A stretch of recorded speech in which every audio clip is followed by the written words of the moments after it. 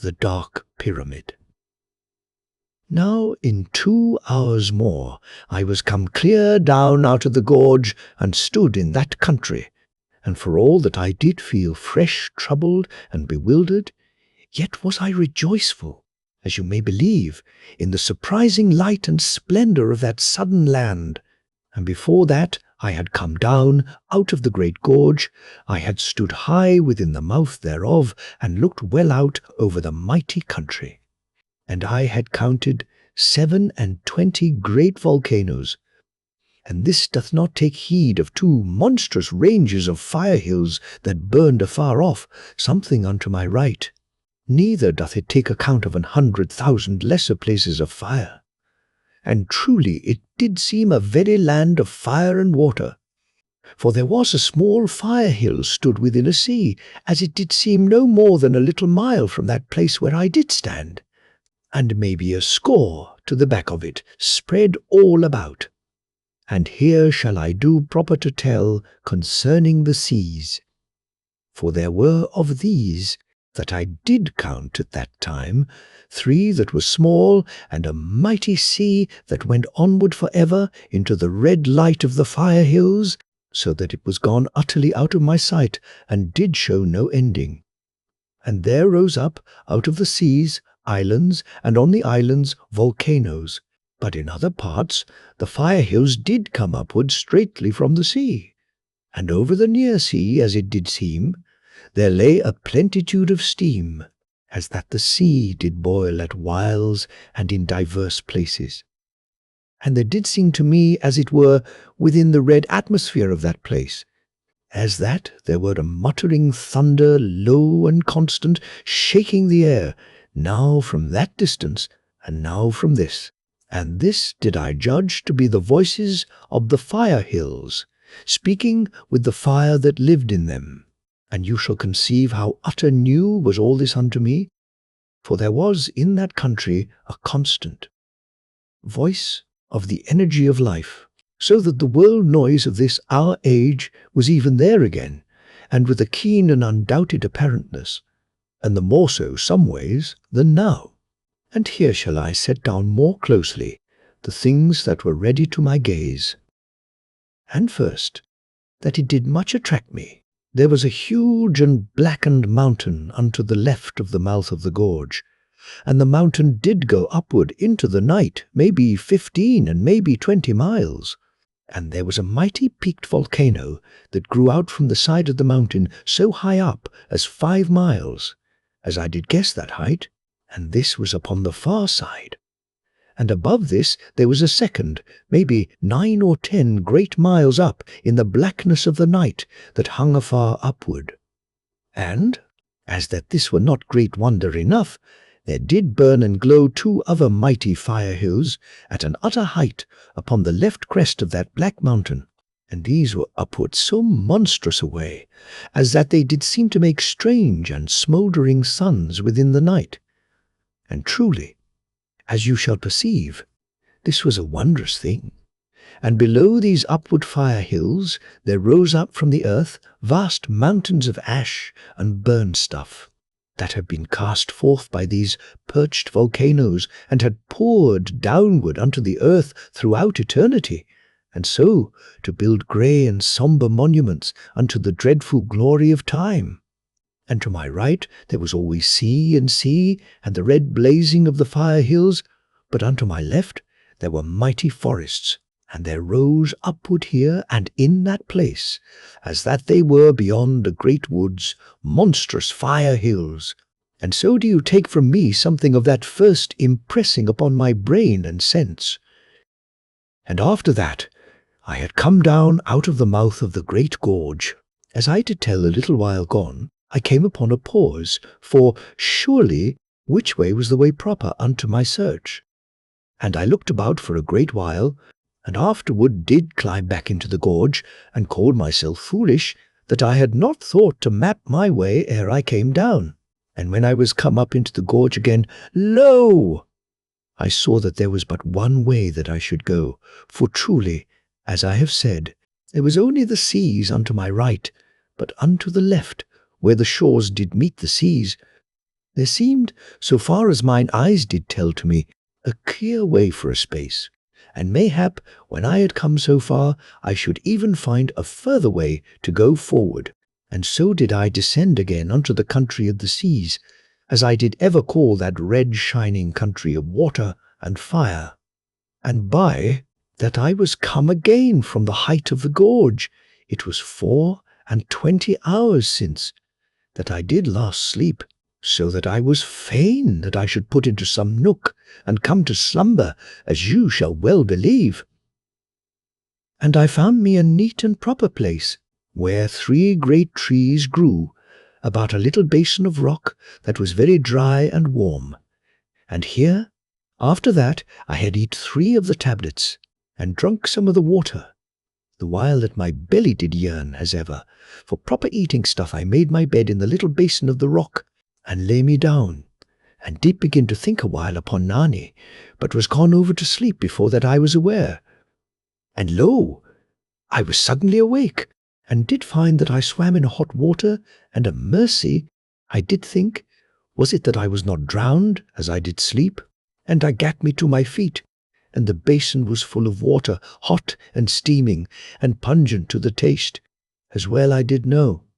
And I perceived now that the water poured in from a smooth slit upon the far side, and did come with a strange gurgling and bubbling, so that I conceived some deep well to boil, and thus to drive upward this water into the basin. And glad was I that it did not boil as it came forth. And surely, now that I was upon the dry land, and did consider, I did quickly suppose that the water had poured forth at seasons into the basin for an eternity of time, and afterward did go back by fissures in the bottom of the basin, and this to happen, as I soon did find, a little beyond the length of every hour, and, indeed, the basin to empty slow as I did watch. Now, being much wetted, I stripped off mine armour, having before this dipped out mine effects from the hot pool, and so did come down to the naked flesh, and I found a place where the rock was hot, and here I did spread my garments. And whilst that they came to dryness, I gat me into the hot pool, and had a very pleasant bathing, and did have no great fear of any dangerous thing, for, as it did seem, I had surely left all such behind within the nightlands. Yet did I have the discourse upon the pool edge to my hand, for I had no proper assurance in this matter. Yet, as it did prove, there were many monstrous beasts in that country, but never did I feel the nearness and horrid power of any evil force, for these, as I do conceive, were congregate and gathered about the mighty pyramid, being attracted thereto by the great spiritual essence of so wondrous a multitude of humans, gotten so close in one spot, even as sharks do come after the ship that hath bullocks within. Yet, how that the evil powers were given entrance unto this state of our life, I have no sure knowing, yet have I put forward certain thoughts on this matter in an earlier place, and more than such thinkings is surely vanity, for there is no certainty in my reasoning concerning the thing. Now presently was my clothing dry, yet before this I had come out from that bath, which truly was nigh all gone backward into the earth. And I dressed me again, and got my armour upon me, and afterward was I in a more lightsome state of the mind, and yet very ready to come again unto my sleep. And this I did, and had 6 hours more beside the pool, and once was wakened somewhat by the gruntling and bubbling noise of the water. That was made as the pool did fill time and again, and when the 6 hours were gone, I waked very well fitted in my senses and feelings to go forward again through that red-lighted country, and this I did. After that I had eat and drunk. Now all that day I went forward at a great pace, and the nameless woods were unto my left, and the shores of the seas unto my right. And oft did I find that the trees grew even into the water, so that oft did I go forward among the trees, and a very wonderful thing was this to me. that never had known before in all my life, until I was come into that country, how that a glad and wild mystery doth live among forest trees. For there was no such strange wildness among the groves of the underground fields, there was solemn beauty in plenty. And the scent of the woods was sweet unto my spirit, as you shall wot. Now all the time that I did go, there was the shore unto my right, but alway to my left, and around me oft times, as I did say, the great forests. And as I did go, lo! There was life in all those darksome woods, and living eyes did peer out odd whiles upon me, and afterward go backward into the dark, so that I wotted not whether to fear or to have no heed of trouble. Yet naught did come anigh to me to make any hurt. And thrice in that day did I come to little fire hills that burnt redly and sent out fire and noise, so that I heard their trouble each time through the forest. Before that I was come to them. And about each was there a deadness and desolation, where the fire had killed the big trees, yet, as I did observe, the quick life of little plants did grow more nigh, as that they were born and lived between the times of the fire bursts. And this I do take it that you perceive, and in that one day I passed 37 boiling springs, but whether they boiled truly, I do have no knowledge, only that they sent out a great steam oft times, and some did make a strong roaring noise, so that to hear them afar off in the forests was to think odd times that some wild beast roared strangely. Now, when the 18th hour was come, I sat me down, as I had done upon the 6th and the 12th hours, and eat 2 of the tablets, and drank some of the water, which here did fizz very rich and quick. And afterward I lay down to my slumber, for I was greatly wearied. And I had chosen a place against a great rock, which was so that no creature might come upon me from behind. And I came easy upon sleep, but yet I did fix it upon me that I slumber only with the body, for I did know, by the shining of the eyes in the darksome woods, that strange creatures abode in the mighty forests. And ere I was gone over to sleep, I thought upon Nani, as I had done much all that day, as though her spirit did hover near unto mine, and did strive pitiful to speak with me. And this I set out to you, that you shall know how it did seem unto me in my thoughts and fancyings. And as I lay there, I put a blessing upon her, and a determination into my heart that I make a more desperate speed of my going, if that might be, so that I come the sooner to that strange and unknown place in the dead world where did stand the lesser refuge. And I was then asleep in a moment, and lo, sudden I was awake, and lovely was the brightness of that country, that did show me in a moment my danger, and did not keep me suspend in fearful doubt, as did the grey darkness and strange shadows and lights of the night land. For I saw, on the instant that I got me to mine elbow, how that certain things did crouch within the borders of the trees, no more than a score paces off. And I perceived in a moment that my spirit had been given knowledge, and had wakened me. And I stared, the while that I did grip the discourse, and I saw that there were 6 squat men that were humped at the neck and shoulder, and they did crouch all there in a row, and were something hid by the shadows, and I perceived that they watched me, and the eyes of the men did shine like the eyes of beasts. And so shall you know somewhat of the strange terror that came upon me. Yet had I the discourse and mine armour, and though my heart did shake a little, yet was my spirit assured to conquer. Now I gat me to my feet, and had the discourse ready within my hand, and behold, I could not see the humped men, for they were gone from that place, yet never did I see them go, though I had kept my gaze very steadfast upon that part where they did hide. And, as you shall understand, I was near ready to believe that there had been nothing there within the border of the wood, Yet truly I knew that the men with the humps had been there, as I had seen. Now I looked presently, and found that I had slept 5 hours, and I ate 2 of the tablets, as I did stand there watchful, and afterward drank some of the water, and so was ready to go forward again. For I was grown very anxious to be gone from that place, and did have no knowledge but that those strangely humped men were but a little way off among the trees, and might come upon me in a moment, or, further, that they did go to call an army of other humped men to my destruction. And after that I was ready, and had my gear secure upon me. I set off at a great stride, and did hold the discos very handy, and look this way, and look that way, and all the while made onward with speed, for truly I was grown so lean and hard that it did seem to me that I had power to outpace those men, or aught else of their kind. And all that day, through 30 great hours did I go forward, at that stride, and did always watch, and at every 6th hour I eat 2 of the tablets, and drank a little of the water, and went onward again. And so did I hope that I was lost from those humped men.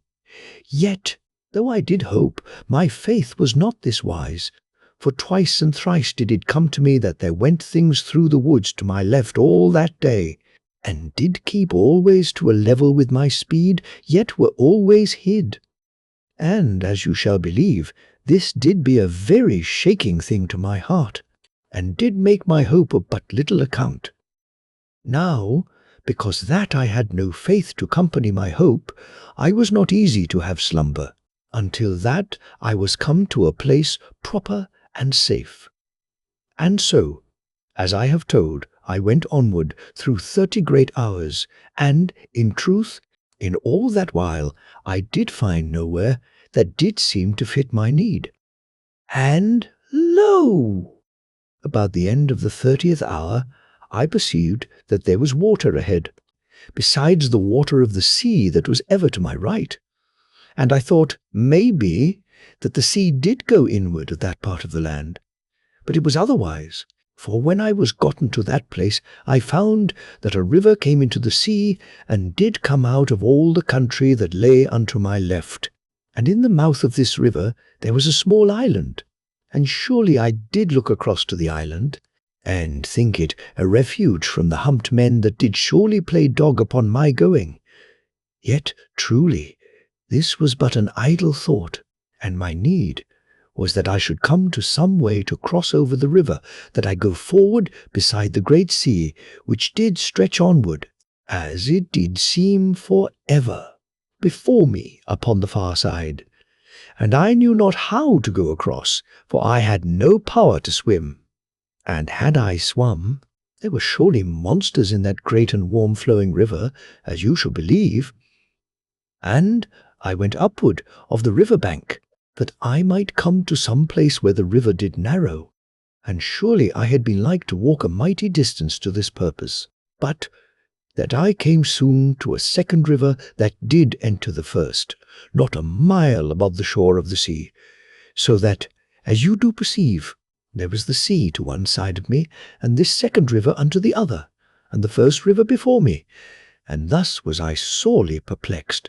as any had been truly, that was in a like trouble. Yet, as it did chance, the need to go forward, and the danger of the humped men, put wit into me, so that I looked about for a tree that was fallen. And there were many, yet great, so that I was much wearied, and something strained of the spirit. Before that I gate 2 little trees unto the water. Now, when this was done, I made me a rough pole of a young tree plant, and afterward I lashed the 2 trees together with my belts and straps, and so had somewhat of a raft. And you shall picture that, all the time as I did go about this business, I was very heedful lest the humped men should come upon me, ere that I was gone free upon the water. And this constant heeding did double the labour of my work, as you shall perceive, yet in the end it was done, and I ready to adventure over the river. And so I did push off with the pole, and I pushed and paddled, maybe the half of an hour, for indeed it was all a clumsy contriving, and mayhap I the more so in my labours. Yet presently I was come so far over that I drew nigh to the island, and it did seem a wise and proper thing that I should have my slumber there, and afterward go onward to the farther shore. And this I did, and after that I had eat and drunk. As ever, I lay down to sleep. And by this time it was 33 hours since last I did slumber, so that I was bitterly awearied, and I had a great and restful sleep, for, truly, the island did seem a very safe place, and, in verity, I came to no harm, though I was as a dead man for 9 great hours, and so shall you perceive my weariness. And when I was come proper awake, I eat 2 of the tablets, and drank some of the water, and afterward made an end of my voyage, and then did take back my belts and straps from binding the trees, and so forward again upon my way, and no more fearful of the humped men, for surely I did think I had left them all upon the far shore of the river, though afterward I minded me that they might grow likewise upon the 2 sides, but yet was I only discovered by those upon the one, as you do know. And all that day I went very swift, and passed many strange matters, and did coast upon wonders oft. And at the 6th and the 12th hours did I eat and drink, as ever, and between the 8th and the 14th hours did I come past 2 mighty fire hills, that made all the country to tremble with their noise. And 4 times did monstrous creatures pass by me, but I was swift hid, and came to no harm. And oft, as I did go, were my thoughts upon the dear maid that I journeyed to save from destruction. Yet, as you must see, always were my thinkings brought sharply unto my going, so that scarce was I ever set off to ponder upon Nani, but that there came some danger or wonder to give me heed to my way. And because of this, as you have learned, I was more put to plan free of the instant trouble and peril of my way, through all that mighty journey, than to have quiet chance for thoughts of love unto mine own. Yet, truly, was not my journey one whole thought of love unto Nani. And that peril made oft dumb my brain was but the truer song unto my maid. And at times I was among trees, but oft did go past unnumbered boiling springs and small fire hills, and oft was the air full of the noise of the little fire hills, and the roar of the boiling springs, but there came no harm unto me. And 1,000 times did I perceive things that had life, and I made a very cautious way, though with a great speed and cleverness of going that made my heart glad. And oft did I come to parts where a great life held the trees, and green stuff did flourish exceedingly, and the air rich and full and wondrous sweet, so that I was fain to think how that in some far-off time it might be that our children's children should come down unto this country, when the upper valley of the Nightland was grown to an utter chill and lacking of air, and here build them a new refuge, if indeed any should come clear of the evil forces and the monsters that did live about the mighty pyramid in the Nightland. Yet how should they come clear of those things, so that this is, as you do perceive, no more than a thought that did rise vaguely in me. And yet, again, who shall say what may be? And onward I did pass, and I do mind me how that I saw the lower fires of that country to burn very fierce, and this I set to the richness of the air, but yet with no surety of knowledge, and do but tell the same that you shall see the oddments of thought that went oft across my brain, and so have so much knowledge as I concerning this and that. Now, a little before the 18th hour was come, I came out from among the trees, and the sea was downward of a great cliff unto my right, for I had gone upward for a long and weary hour. And I did see now a thing that made me to be cautious, and yet that did hold my heart to go swiftly to perceive the thing, for it was very strange. And I went forward quickly, yet with a wise care, and so was come presently more nigh. And I perceived that the thing was, in part, a high rock, very tall and pointed, and maybe 100 feet high, but afterward I did find it to be more. And there was a monstrous great thing upon the top of the rock, that did seem very strange. And I stopped and looked, and afterward went forward again, and so for a time, until that I was but a little way off. And now I saw that there did seem to be a mighty long rock laid across the topmost part of the upstanding rock, and yet had a very strange and shapely appearance, and did seem upon the under part to be as that I had looked before upon it. And upon the upper part there grew trees and green things, even as these did grow upon odd ledges of the upstanding rock. Yet, for the most, the rock was very stark, as that a blast had blown upon it, and made it bare. Now, when I had looked for a while, I bethought me that this should be a safe and proper place for my slumber, if that I had power to come safe to the top. And when I had thought this thing, I began at once to climb up the rock, and I found that the rock was very high, so that in a while I was come a great way off the earth, and yet was not come to the top of the rock. And because that I was awearied, I looked about for a safe place to mine hand, and lo! There was a shelf of the rock very nigh, that went inward a little to the side. And I gat me to this ledge, and did eat and drink, and presently I slept, and scarce had thought of Narni in the moment of my slumbering, for a great weariness was upon me, the which I do think to have come by reason that I was not yet proper, rested from the task of the day that was gone before that one. Now, I waked very sudden, maybe 7 hours after, and I had knowledge within me that my spirit did wot of some nigh danger, and I gat upward from the rock, very quiet, and had the discourse ready in my hand. And I looked swift about me in the moment that I did wake, yet did see nothing, for there was naught on the ledge with me. And I crept to the edge and looked downward, and lo! I did see that there came up the rock 2 humped men, and they did climb very swift and silent, and I perceived that they smelled me, and came to destroy me. And I made ready the discourse to do battle, and ceased not to look downward. And I saw how that the humped men did seem to be humped by reason of their being so monstrous, thick and mighty of the neck and the shoulder, as that they had been human bulls. And I saw that they were very strong, and by the speed of their climbing, I knew they were swift, and so did I make steady my attention and my heart to the saving of my life.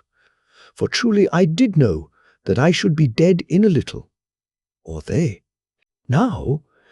I stepped back a space from the edge of the rock, and had the discourse very ready, for it was needful that I should kill one of those brute men speedy, that I have no danger, that one take me in the back, whilst that I fight with the other. Then, in a moment it did seem, there came upward of the rock edge the great and brutish face of the man, and in that moment that I slew him, I did note curiously how that he had large teeth upon each side of the mouth,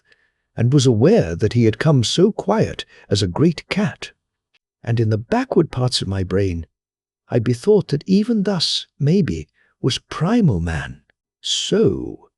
that a strange and secondary questioning and wondering did live in that part of me. And I did learn from these scarce conscious reasonings that I was a belief the thing was truly a man, but very crude and dangerous. And surely it is strange that I had all this thought in that little moment, but in verity, so it was, though I doubt not, but I bettered it with afterthoughts, when a while had gone. Now the first man died ere his great head breast was come upward over the rock, and he sank back, and sagged and fell dully, and I heard him bodge downward from rock to rock, very lumbersome, and so in a moment was silence. Then did I look this way and that way of the ledge, for the second humped man was not yet upon me, and I feared that the pause did mean a cunning mischief and strategy. And when a little time had passed, and all the while I was ready with the discourse, and naught did come upward to harm me, I stepped very soft to the edge of the rock ledge, and looked downward, but there was nowhere anything to see. Now, for a little moment, I did think that the brutish man had run off, being feared by the death that I did deal unto the first, yet I put this from me at once, for I did wot that such a creature did not be like to fear in such wise, but was rather set to some horrid cunning of attack, as I did fear, and was somewhere below me among the holes of the great rock. Then I did think sudden that he might be gone upward, so that he should come down upon my back. And I looked upward of the mighty rock, but did see naught, and afterward I stooped forward a great way beyond the edge, so that I should perceive whether the man did hide beneath. And, behold, he was there below me, and crouched under the rock shelf, ready to his spring. And in that moment he made unto me with so mighty a leap as any tiger should give,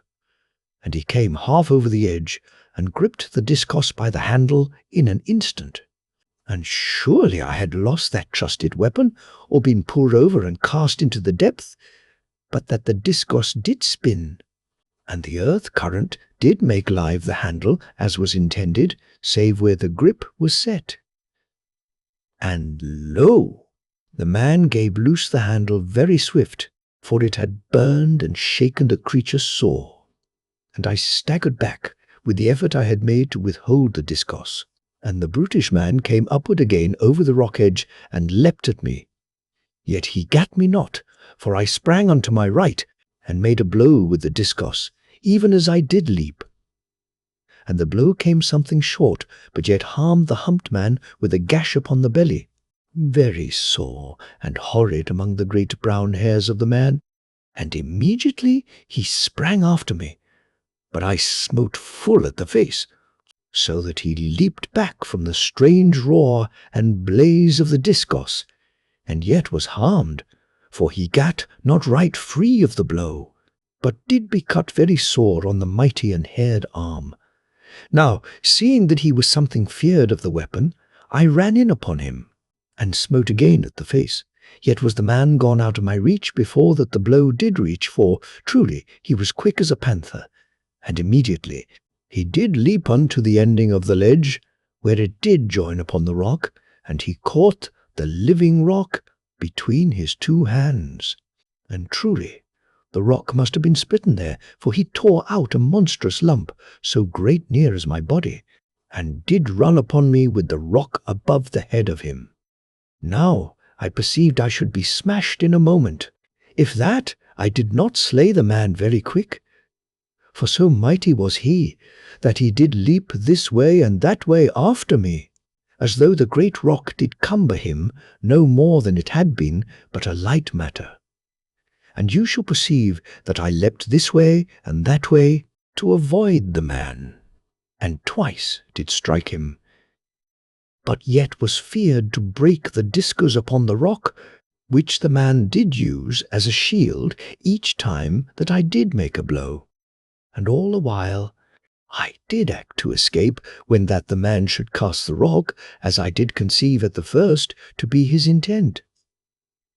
Yet truly it was as that he had no wotting that a rock may be thrown, for he strave only to come at me with the rock, that he should crush me, as with a monstrous club. And, in verity, what should a man do against so horrid an attack?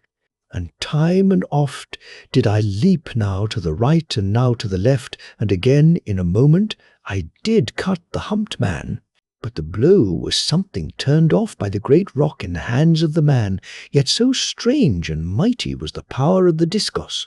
that it shore away a small portion of the rock, and did come to no hurt in itself. And surely I had presently failed in wind and limb, because of the leapings and chargings that I did make, and because of the weight of the armour, that was not overmuch, yet to be considered, but that I fainted not, was by reason of the wondrous hardness and leanness that I was grown to, with so constant a journeying and straight living, for the tablets did keep the strength in a man, though truly they eased not the yearnings of the belly. And lo,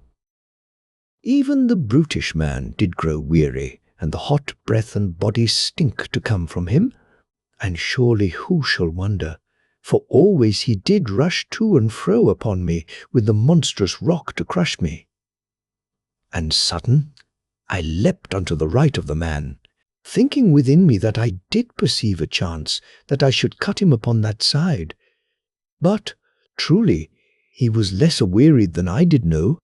for he came very sharp upon me, and had me between him and the wall of the rock, and surely I had no room to make escape, and had died in a moment,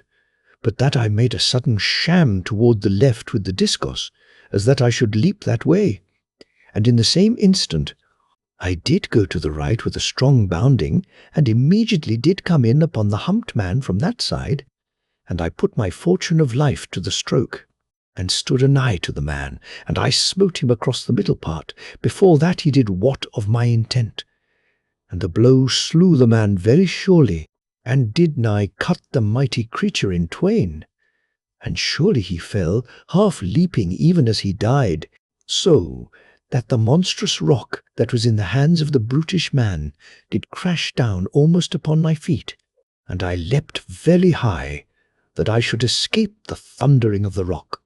For in verity I was near slain in that last moment of the life of the humped man. But yet I lived and came free of death, and did have a relief of happiness about my heart, as you shall believe. Yet truly I was much shaken, and a little weakness took me, so that I was fain to go down upon the rock shelf, that I have back my strength. And presently I was grown steady again, and I took my gear, and did haste down the rock, and so was come presently to the earth again. And I saw the first of the humped men that I did slay, lying very quiet a little off from the bottom of the rock, so that I went round upon the other side to avoid the man, for it was no pleasure to mine eyes or to my heart. And truly it did trouble me always to make a death. And when I was come round upon the other, which was the seaward side of the rock, I perceived that I was yet shaken, and I remembered that it were wise to eat and drink and rest a little before that I did go further upon my way. Now, as I did sit there at the bottom of the rock, I looked upward at the strange crown thereof, and until that time I had been taken up with the fight, and with gazings this way and that, to see whether there came others of the humped men to work me an harm. But now that I was given some ease of the mind and of the body, I saw plainly that I knew the thing that lay upward upon the rock, for the shape had been something strange and half known to me even before that moment, as that I had a vague knowledge concerning it, but yet with no surety. And now, truly, I did know in a little instant that the thing was one of the olden flying ships, the which, as you shall mind, there were certain in the great museum of the mighty pyramid. And surely I was ready to wonder why that I had not seen the thing plain before that moment. Yet was this like to be because that there was a shadow upon the other side of the great rock. But upon this side there was a little fire hill, away off to the cliff edge, and this did throw a warm light that made a glimmer upon the dull metal of the ship's bottom, which was uncovered to my sight, and was surely of that same deathless grey metal that made the great redoubt. And yet, as you shall believe, even as I said this thing to my mind, that the strange matter upon the top of the rock was truly one of the olden airships, I did feel that I should be proper to doubt, For it was a very wondrous thing to perceive a thing common to man in that utter strange country. And after that I was gone so far off from the mighty pyramid, yet in verity I did know in my heart that it was indeed that which I did perceive it to be.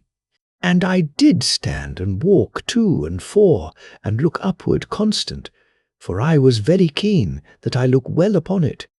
And truly, as I did look from this place and from that place, it was scarce a thing for wonder that I had not wotted it to be an air vessel, for there were great trees and abundance of earth and living matters upon the topmost side of the ship, so that none could easy perceive it to be aught save a great and desolate rock that did lie upon the other rock. Yet truly it was as I have told, and presently I did make to climb upward of the great rock, that I should come to the air vessel to enter it. But yet was this not proper, for I had surely no duty save to go forward for ever, until that I found the maid. But yet did I spend a little while to this searching of the ship, and I do but set down that which I did, and with a serious spirit.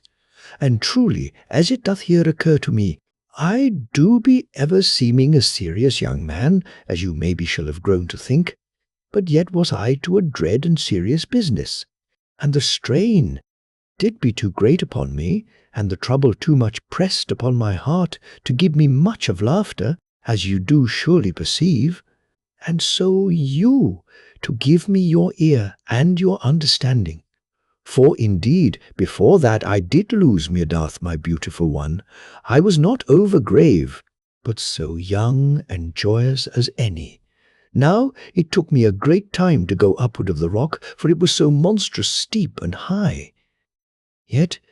presently was I come nigh under the bottom of the ship, and here I did perceive that she had been sore battered in that far-off age when she did come upon the rock. For surely, as I did perceive, the peak of the rock was through the bottom of the ship, so that the metal was burst this way and that, and very plain to be seen in some parts, but in other places the earth and growing matters did make a hiding. And after that I had climbed this way and that way, I perceived that I must come to the topmost part by the plants that did hang over and grow downward. And after that I had pulled upon them, to know that they were strong to hold me. I went upon them, and was soon to the top of the ship. Yet truly I might so well have been upon the earth, for the ship was covered above by the earth and dust of a monstrous age of years, so that I was like to need much time to dig downward unto the ship. And because of this I considered a little while, and afterward made no more to search her, but did go downward again, that I should come once more to my journey. Yet, as you shall think, it was with a queer thrilling of the heart, and with strange thoughts upon the end of those that did come, maybe to a bitter and lonesome dying in that ship of the air, in that far-off time when she did fly. And surely it did seem to me as I went downward of the great rock, how that the flying ship had been there for 100,000 years,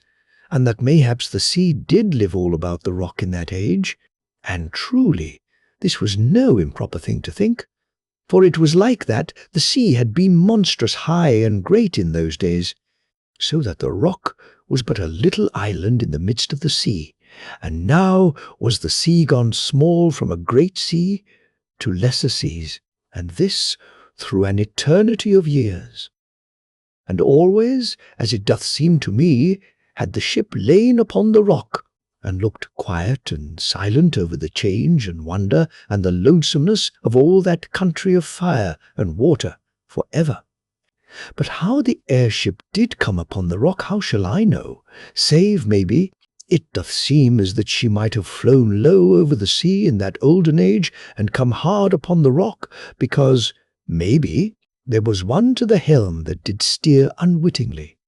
And again, it shall well be otherwise, and I do but set down mine odd thoughts, and such as they be, they have no especial use, save that they do show to you the different workings of my mind at that time, as I did go downward, and so to set you the more in possession of all that I did have knowledge of. And presently I was come again to the earth, and did go forward with a great speed, so that I should waste no more of that day. Yet oft did I think upon that ship hid there upon the mighty rock, under the wondrous quiet ashes of eternity. And I went 18 hours walking, and in all that time I did see no more of the humped men. Yet 3 times was I put in a sudden danger, for there went past me thrice, between the 14th and the 17th hours, great flying monsters that were winged very ugly, and did go, as I thought, in a great bounding, rather than that they did fly proper as doth a bird. Yet I suffered no hurt from these,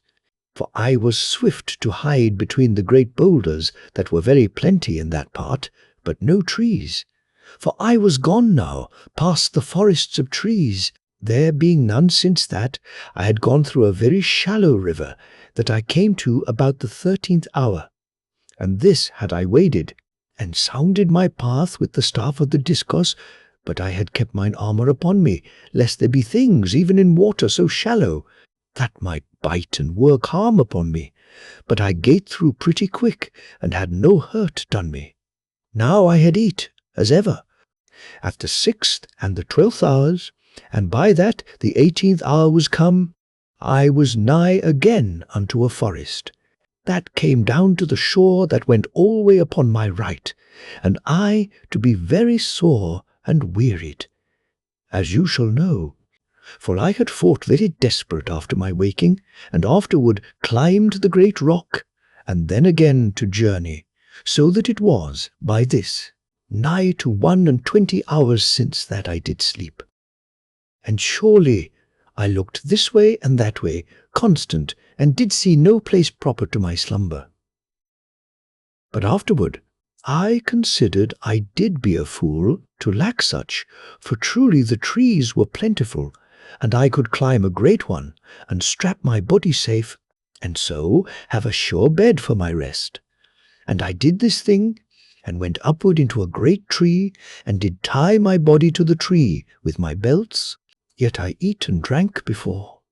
that I went up the tree. Now, when I was fast upward in the tree, and had made a bed upon a monstrous branch, and had the discus ready upon my hip, so that it should not fall but be nigh to my hand,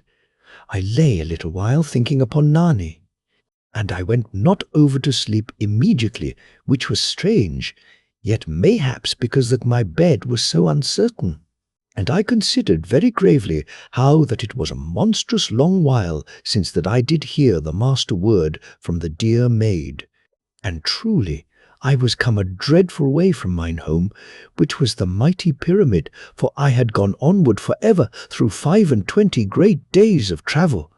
and was not yet come to any place that did appear, like to be that place where the maid did abide. And it did seem that I might even wander onward in that great country of fire and water for a time beyond all that I had before gone, and this thought did put a great weight of trouble and weariness upon my heart. For the maid had been in sore need of me, and I did feel sudden to be all adrift in the wilderness. But before this time it had seemed as that I surely went aright, and mayhaps your sympathy shall tell you just how I to feel in the heart. And after that I had lain there very awkward, and thought upon all matters. I minded me that I would try the compass again upon the morrow, but had no great hopes of the machine, yet did be willing to try aught to see where I had gotten to. And truly, as it did come to my mind, if that the compass did point a little as I did wot, it was used to point in the lesser redoubt, then, in verity, I was surely come something more anigh to that unknown place of the world than I did dare to believe. And this to be plain to you. Then a little time did pass, in which I did wake and sleep a little, but with no surety of sleep, but as that I was very tired of the heart, and did but lie, too wearied to come properly to sleep. And odd whiles I did lie with mine eyes half to open, and did look very dreamful upward among the dark branches of the tree,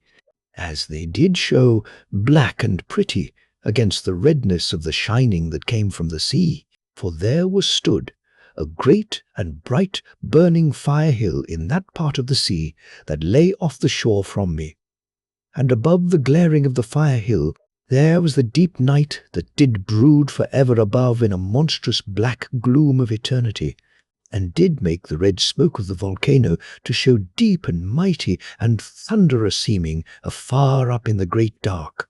And the red and shining smoke did but show the utter hugeness of the night that had been upon the world through the great ages.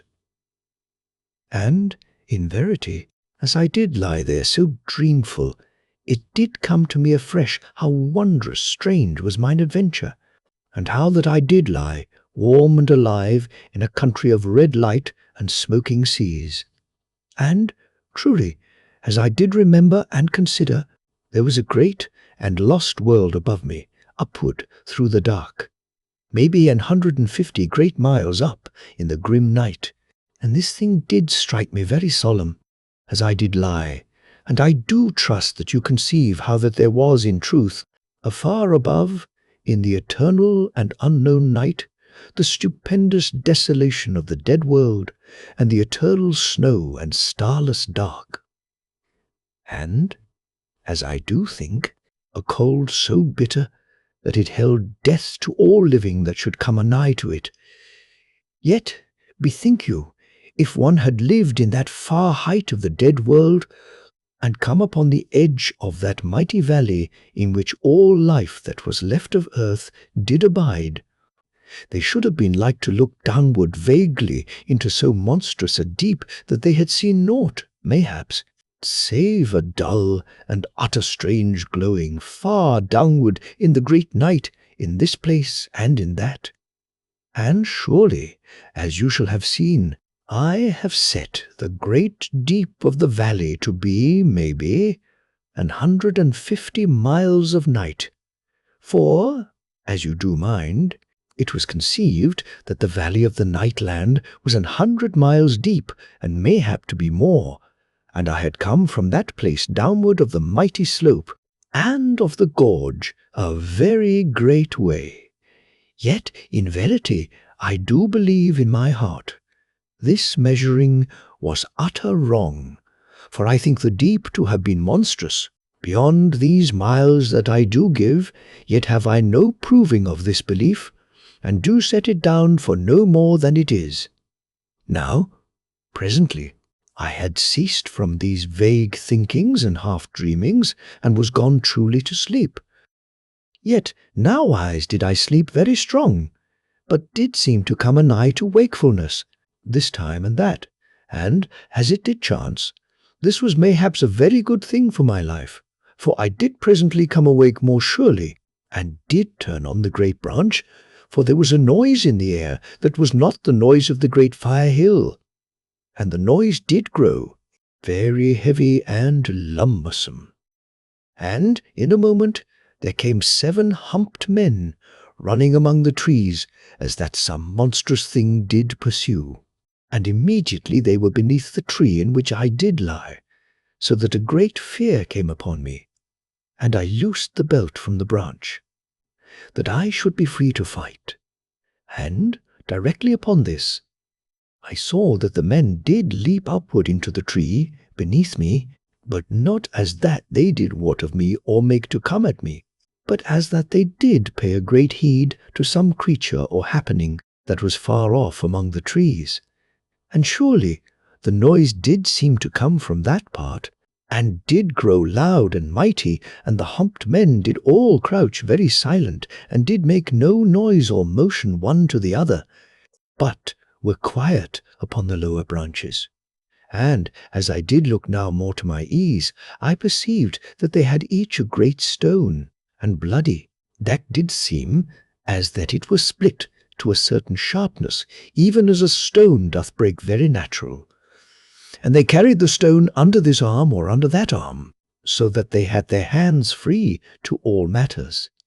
And alway the noise did come the more anigh, and I saw that a humped man did come running from among the trees, and did run beneath that place where the 7 humped men did be on the branches. But they made no sign to the man to save him. Yet truly it was very plain that some monster pursued the man. And immediately I saw how this thing was, for the humped man upon the ground did not run so fast as might be, and I conceived that he did act to make some creature to come after him, to pass under the men within the tree. And surely this thing did prove to be, for there came very quick a great and ugly thing, that had an ugly way of putting down the feet, and did have 7 feet to each side, which was very strange, and the back was, as that it were, horny. And the belly of the thing did seem to brush heavy upon the earth, and it grunted as it went, and shook the earth with the weight of it, so that a monstrous noise came from it upon so hasty a journey. And I did wot that it was not such a thing as did properly pursue after matters of food, but did rather eat of that which did need little haste, but a monstrous strength to gain. And that it did so make after the man was, in truth, because that it had been wounded and made fierce. For, indeed, there came blood from the creature, from great wounds upon the back. But how these were made, I could not know in that instant. And it did go under the tree in which I was hid, and in that moment when it passed under the tree, the 7 humped men did leap out of the branches, and did catch to the brute by the great horns of the spine. And I saw that the wounds were in the joints of the spine, as was plain when the back did work with the going of the creature. And the 7 humped men took the sharp stones from under their arms, and did strike very brutal in the wounds that were in the joints of the spine. And the creature roared and cried, and went onward into the trees at a great speed, and in all the time that it ran, the humped men ceased not to strike with the stones. And sudden, when it was gone, a distance off, it did roll very swift over upon the back, first to the right, as that it would go that way, so that the humped men did leap off upon the other side. And immediately the creature rolled to that side, and there ran clear of the brute only 4 of the humped men, so that I knew that 3 were slain. And afterwards they that lived ran beyond the beast, and gat up into a second tree, and the one that was chased did entice the creature to follow, and so did tease it once more to pass beneath the other men. And they very swiftly again to the back of the creature, and so from my sight, striking with the great stones, and the beast bellowing very loud and piteous. And how many of the humped men there were to the beginning of that strange hunting, I know not, but surely there were few that lived to the end. And surely there were such things as this thing in the beginning of the world. And again, was it thus in the end? And I did ponder this a little while, as I did sit upon the great branch, and hearken unto the sound of the hunting. That was now gone, a great way off, and was presently beyond my hearing. And afterward I gat me to the earth, and did look this way and that way, to see that no beast was anigh, neither any of the humped men. And afterward I eat 2 of the tablets, and drank some of the water. And when I had gate this far, to a readiness for my going, I minded me that I should try the compass again, as I did intend. And surely the machine did point between the north and the south upon the westward arc, even as Nani had told unto me, yet, as it did seem, with somewhat more of a southward pointing than she had made me to think. And because of this telling of the compass, a great ease came upon my spirit, for surely was not this but a sure sign that I did go direct unto that hidden place of the world where the lesser refuge did abide, but yet was not come over close, so that the pull of the mighty earth current of the great redoubt was something stronger than in the place where was the little pyramid. And all this did I think very swift to myself, and had a glad uplifting of the heart, as you do perceive, so that I went forward upon my journey, with a great stride, and did scarce fear any strange thing that all the country did hold in that moment. And I went all that day at a strong pace, and did be oft tempted to send the master word unto Nani, yet did keep from so foolish an acting, the which, mayhaps, had brought straightway upon me an evil power, and had given me to destruction, when that I was near come to the succour of the maid. And it was this quick and constant fear of the evil forces of the nightland that did keep me ever from calling unto Nani, lest that they should discover me, and follow after. And this, I doubt not, you to know by now so well as I. Now, by the 6th hour, I was come into a part of the country where there were an exceeding abundance of steam fountains and springs, and great upboilings of water in basins of rock, and the air did be full of the sounds and the roarings of the boilings and the spoutings, and of a hot mist and spray, so that, truly, I had scarce the power to see to my front nor to any side. And here, presently, I made a pause, and did eat and drink, and afterward went forward again, and I did keep the shore of the sea always to my right, and so did go proper to my way, yet with no great ease, for the sea also did steam very strong in that part, and because of this great fog of steam, I was surely much laboured to make a great speed, lest unseeing I go headlong into an hole of the boiling water. And in the 9th hour I did go clear of the hot boilings, and was come again free of the mist and the steam, and might look with mine eyes to my going. And surely, as I did perceive,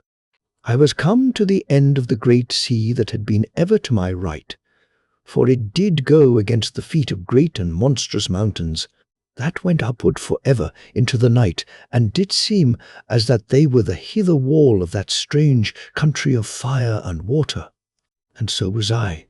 stood there very much taken upon doubt, for how should I go farther? And after that I had been there a while, in a bewilderment of doubt and of wit, I went to the left, along the feet of the mountains, and truly this, but of common sense, for how might I go any other way, save I go back again? And at the 12th hour I eat 2 of the tablets, and drank some of the water, and went forward once more. And lo! At the 15th hour I was come to a place between the mountains, even an upward gorge, very dark and gloomy, and without light for a great way. And, in verity, I did not want to go up the gorge, in that it was so dreary a place, and narrow and horrid and drear seeming, after the light and wideness of the country in which I did yet stand. And presently I did go past the mouth of the gorge, that I should learn whether there went another way out of that country. And this wise for a great hour more, along the feet of the mountains, and did presently come to a monstrous black river, that was, maybe, a mile wide, and it to be very shallow, and, seeming as that the water scarce to cover the mud of the bottom. And here and there a great steam did come from it, and spurtings and moundings up of the mud in many places, and monstrous babblings and puffings up of strange smoke, as that a great heat went beneath it in this place and in that, and surely it went backward into the country for a mighty way, so far as my sight did go, and I did think it to be no river, but truly a further sea. And there was no way across, for there were no trees anigh to make me a raft, neither might I wade across, for it might be shallow here and deep there, and the mud be in all places. And, moreover, I had been like to be caught in one of those upburstings of mud, even did I have a raft to go upon. And because of all these things, I gat me back again to the gorge, and presently I did go upward into the darkness. Now I went upward very steady, save that I did stumble oft, and did go through 6 great hours, and truly it did seem that I went in an utter dark, because that I had been a while in so constant a light, and by that I had been 6 hours in the gorge, I was gone right away from the country of the seas, and did be as that I was back into some place that was like to the dreadness of the night land. For there were in this place and in that place of the gorge red fire holes, even as in the night land, yet not many until that I was come a great way up of the gorge. And there did be life of horrid things about the fires, as soon I did wot, so that I made to keep off from them. Yet, as you shall perceive, I must come oft pretty near, because that the gorge was nowhere scarce 100 good paces across, and did oft come very narrow, so that I did come oft anigh to the fire-holes, whether that I did heed to or not. And all that time, and ever, did the gorge go very sharp upward, so that it was a very weary thing to make great trial of speed, as you shall know. But yet I went so fast as I could do, for I was grown sudden, very excited about the heart, and to feel as that I did surely draw anigh to that strange and hid place of the world, where was the lesser refuge. And when I had gone upward through 6 great hours, as I did say, I took caution for a place proper to slumber, for I was surely very wearied. And I saw a place presently, afar upward of the dark side of the gorge, upon the right, where a ledge of the rock did show, in the glaring from one of the fire-holes that made a gloomy light in that place. And I climbed unto this ledge, and did find it to be secure and awkward to come upon. And presently after that I had eat and drunk, I did compose myself unto sleep, the which came very speedy upon me, whilst yet I did believe I thought only upon the sweetness of the maid. And truly it had been something over 23 hours since last I did sleep, so that I was greatly awearied. And in 6 hours I waked and did eat, and did climb downward again to the gorge, and so unto mine upward journey. Now, as you do perceive, when that I was come properly a great way up the gorge, and had come among the fire-holes, there was no more an utter darkness, for the dull red glare of the pits beat upward upon the black sides of the rock mountains, that did make the sides of the gorge, so that oft I did see both sides very plain in the lower parts. Yet of the height of the gorge, who might know aught, for the black sides did go upward for ever into the everlasting night. And because of the light from the fire pits, I did see, time and oft about the fires, horrid monsters, both that were snakes, and others like to scorpions so great as my head, but no more than these for a long while. And afterward I perceived that surely other matters did move among the rocks of the gorge, so that I did keep the discourse very ready in mine hand, yet had truly no use for it all that day. Now I eat and drank at the 6th and the 12th hours, and went onward at a very strong speed. And at the 16th hour I did seem as that I knew the ether to be stirred about me, and the beat of the master word very faint upon mine inward ear. And immediately a wondrous great and lovely thrilling did wake all my being, for surely, I said, this was the spirit of my love, calling unto me with her brain elements. And, indeed, this was a very proper and sensible thinking, for had the master word been sent from the mighty pyramid, I had been like to hear it very plain, by reason of the force of the earth current, which was with them and to their command. But, as you do know, the earth current was nigh gone from the peoples of the lesser refuge, so that they were over weak to make any proper calling, and this I have spoken of before this place. Yet, in a little while, as I did stand very hushed, that I should hark the better, I was come to doubt whether that I did truly hear the master word. And one moment I did say that it had surely beat in the night about me, and immediately would I be just so unsure. And so in a while I gat once more to my journey, and had doubt in my heart, yet, as you shall conceive, more of hope.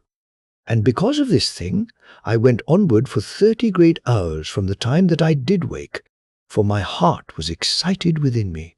And when that I had gone so long forward as this, I did see how that I did foolishly, and I looked about for a place for my slumber, and I found a small cave that was clean and empty, as I did discover by the shining of the discos which I made to spin a little time. And the cave was in the cliff of the mountain that made the right side of the gorge, and was nigh 20 good feet from the bottom of the gorge, and hard to approach. And when I was come secure into the cave, and sure that it was proper to my purpose,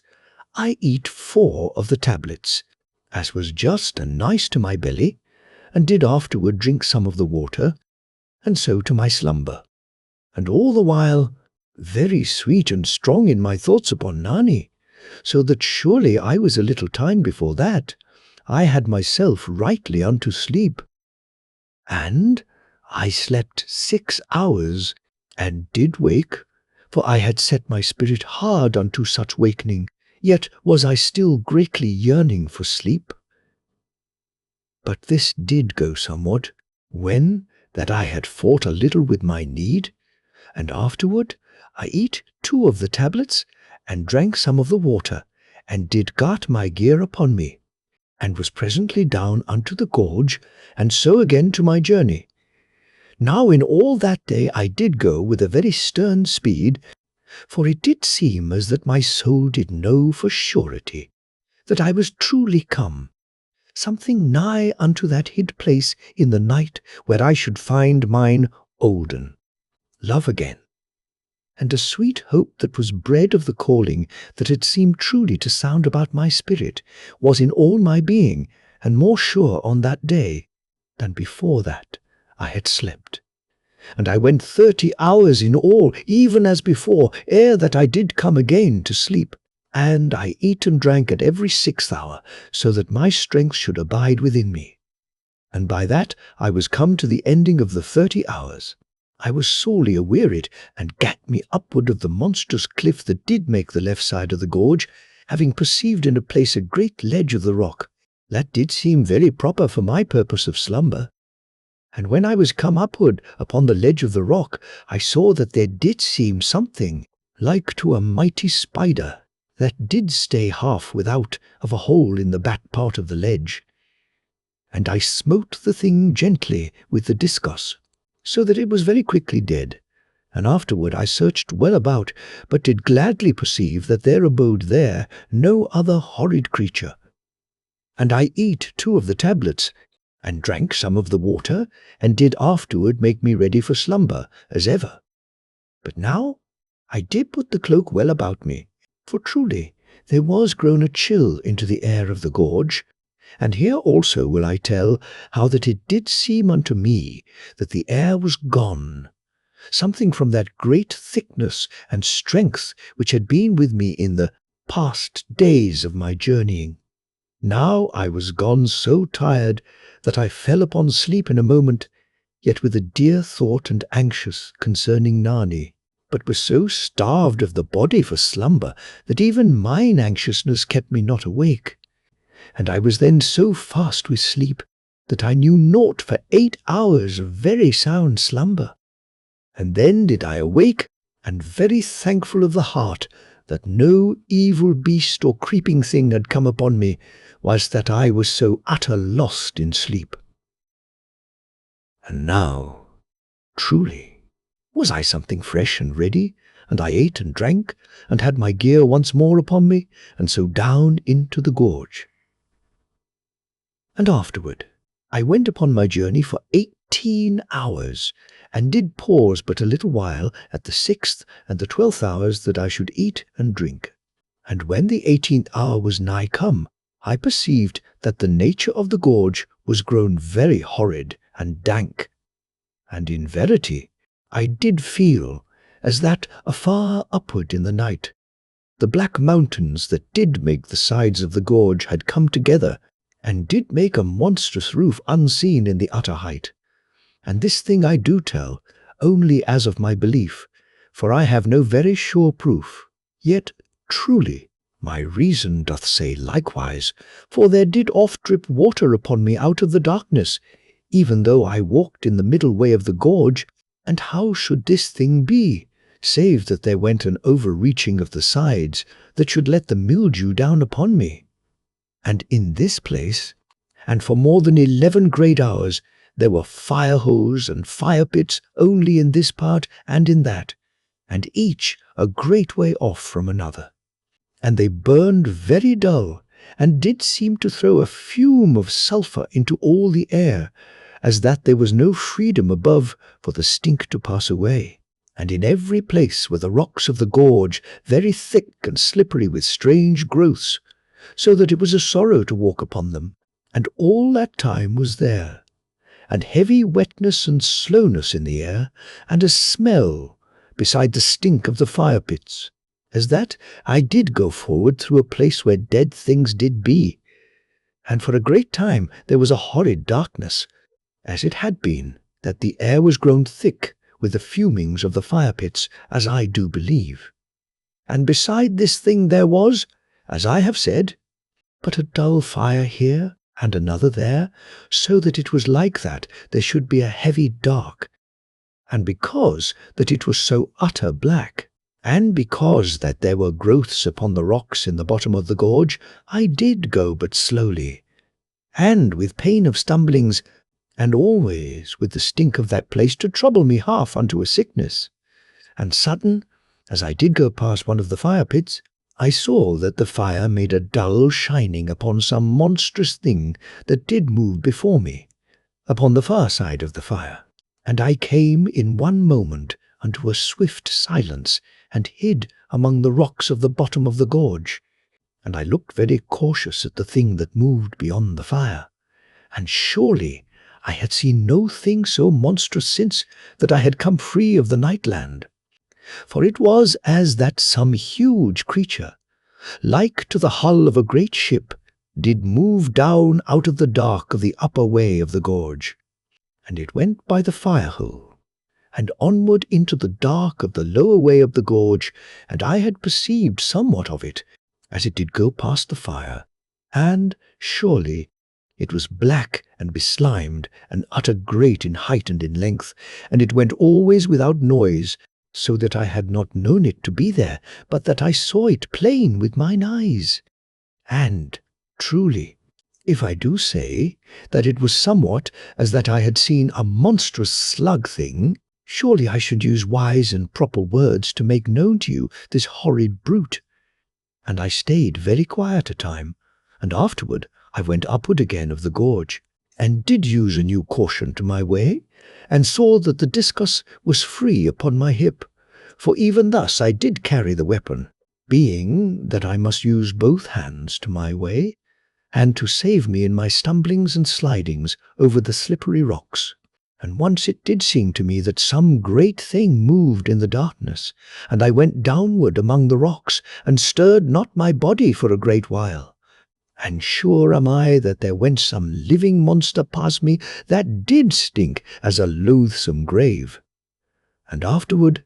I went on again, and 3 hours did I go thus, and came at last to a place where a fire-hole did shine more ruddy, and I did look well about me, that I should perceive that part of the gorge the better. And as I stood there, very quiet, away off from the fire, so that it did show no great light upon my person, I did note how utter still was that place, and this to take me anew, as though it had come fresh upon me. And here there would be the drip of water, and again in that place, and again elsewhere, and all very solemn and very dismal, and the silence to be constant. And presently, as I looked now to this way and again to that, I saw that there was a monstrous slug thing laid upward against the black side of the gorge, as that it had stood up on end, and the one end of the monster went upward beyond the light from the fire pit, but the other part did come down and trail into the gorge as a long hillock, very ugly, and black and beslimed. And I near sweat with the disgust and horror of the thing, but afterward I had more courage, and spied well upon the brute. And surely it moved not at all, any more than the side of the cliff of the gorge, and I conceived that it stood not upward upon any feet, but clung to the rock, even as you shall see a slug to go. And for a great space I was very quiet, and moved not, neither did I make to hide, but stood there very stupid. Yet in a time I had more of courage, which brought strength unto my heart, and I began again to go upon my way, but with an utter caution. And I then to creep for a weary time upon my hands and knees among the dank and weariful rocks and boulders that lay in the bottom of the gorge. And thrice between 4 hours was I passed by hidden and monstrous things in the horrid dark places of the gorge, yet with no noise, save, as it might be, the odd rattle of a rock in this place and that, but with an utter and dreadful stinking. And I to be quiet as they went, as you shall think. And each time now that I did go by the fire pits and fire holes that lay odd ways in the gorge, I did pause and search about me with mine eyes, very cautious, and oft now did I perceive how that the monstrous slug creatures did lie in this place and in that against the cliffs of the gorge. And I did go then, utter still, from this space to that space among the rocks, and oft upon the flat of my belly, and with a constant heed that I make not mine armour to knock against the boulders. And always as I did go, there was a monstrous stench, and the choking of sulphurous smoke very oft. And here and there, as mine heart doth believe, there were utter great caverns within the mountains to the right and to the left. And of this thing I have some small proof. For once I did go by a place where a fire did burn, as it should be a fire hole, afar inward of the mountain side upon my right, so that I saw in a moment that I looked in the darkness through the mouth of a mighty cave place. And I went past very quick and silent, for I knew not whether any horrid thing should come forth out of that place to slay me. And truly, as I did think, if there did be one such place, there were like to be many. And mayhaps the slugs came forth from those caverns, where, as I did conceive, there was naught save an eternal dripping of waters, and the foul growth of things in all parts. Yet is this last but a thought, as I do say, and you shall wisely take it for no more than that. Now I came clear of the darkness, and the slime and the stinking in about 12 hours after the time that I did think the mountains to be a roof unto the gorge, and the air was now free, and did seem as that some life and health did abound in it, and the fires did be more plentiful, and burned very bright and clean, and threw all their fumings upward, so that there was no more any bitter pain of sulphur within my throat. And surely it was with a thankful heart that I went onward, and with a good speed, for there was much of light all about me, in that there burned 100 fire pits here,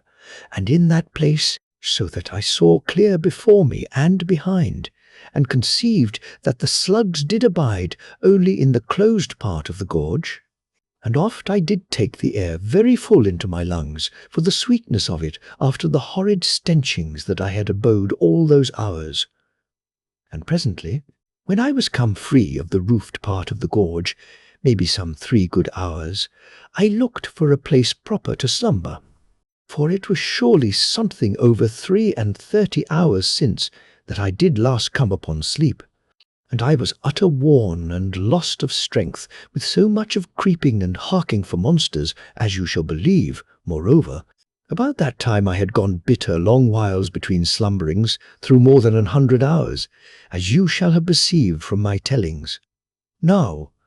presently, I saw a small cave that went inward of the side of the gorge, and I looked into the cave and found it to be sweet and clean and very dry, and there was a small fire pit off from the mouth of the cave that did throw a good light for my purpose, so that I saw there was no creeping thing or horror in the place, and I went in and made to prepare for my slumber. But truly, when I was come to look upon myself, I was utter soiled, and did seem as that I stank with the slime and disgust of the dark part of the gorge, where I had gone upon my hands and upon my belly. And because of this, I was set that I should not eat or come to sleep without I washed me. And I went out from the cave, and there was a spring near to the fire pit, as was oft in that part of the gorge, and the spring was hot and did fill a hollow of the rock, very quiet and with a fuming of sulphur, as I did bend above it.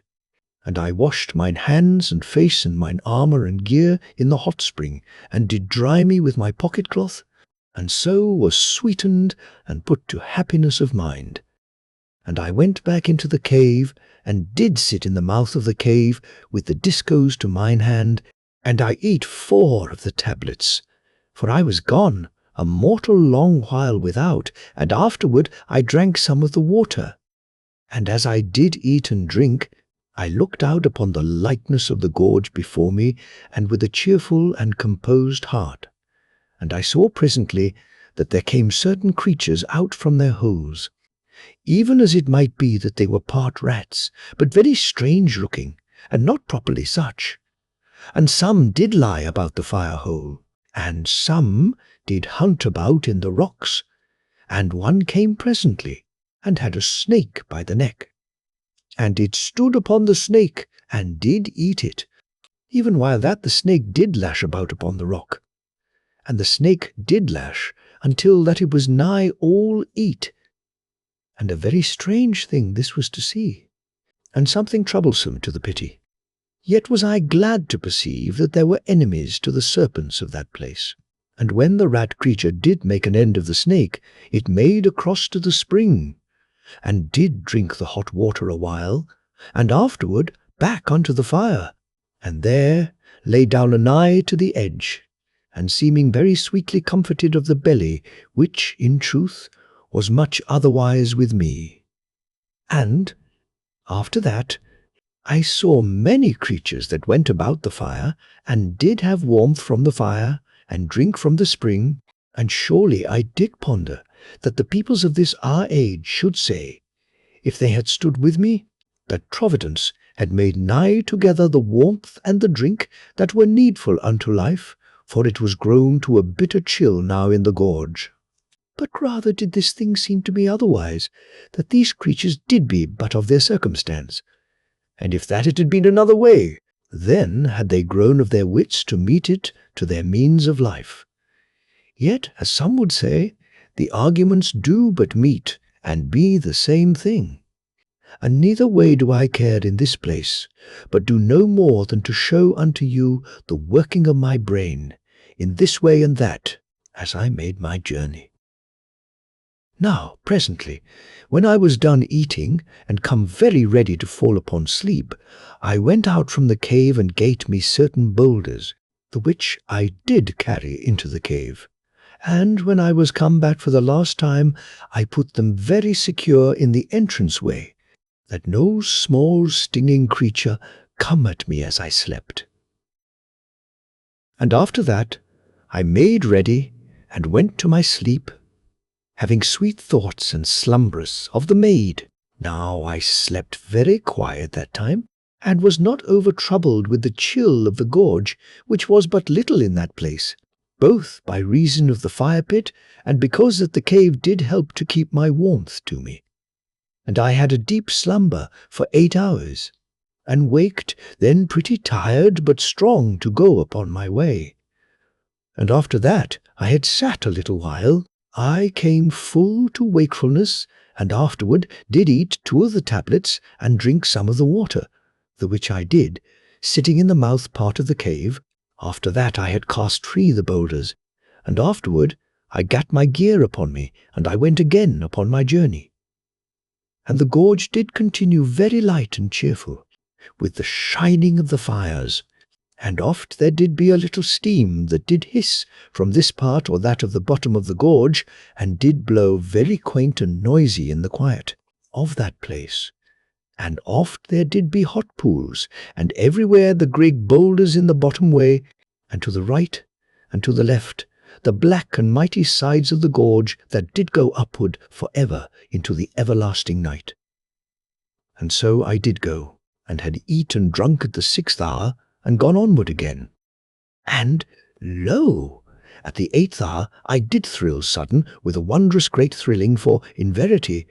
it did seem to me that the master word did beat softly about me, out of all the night of the world, and all my heart did throb with great glowings of joy.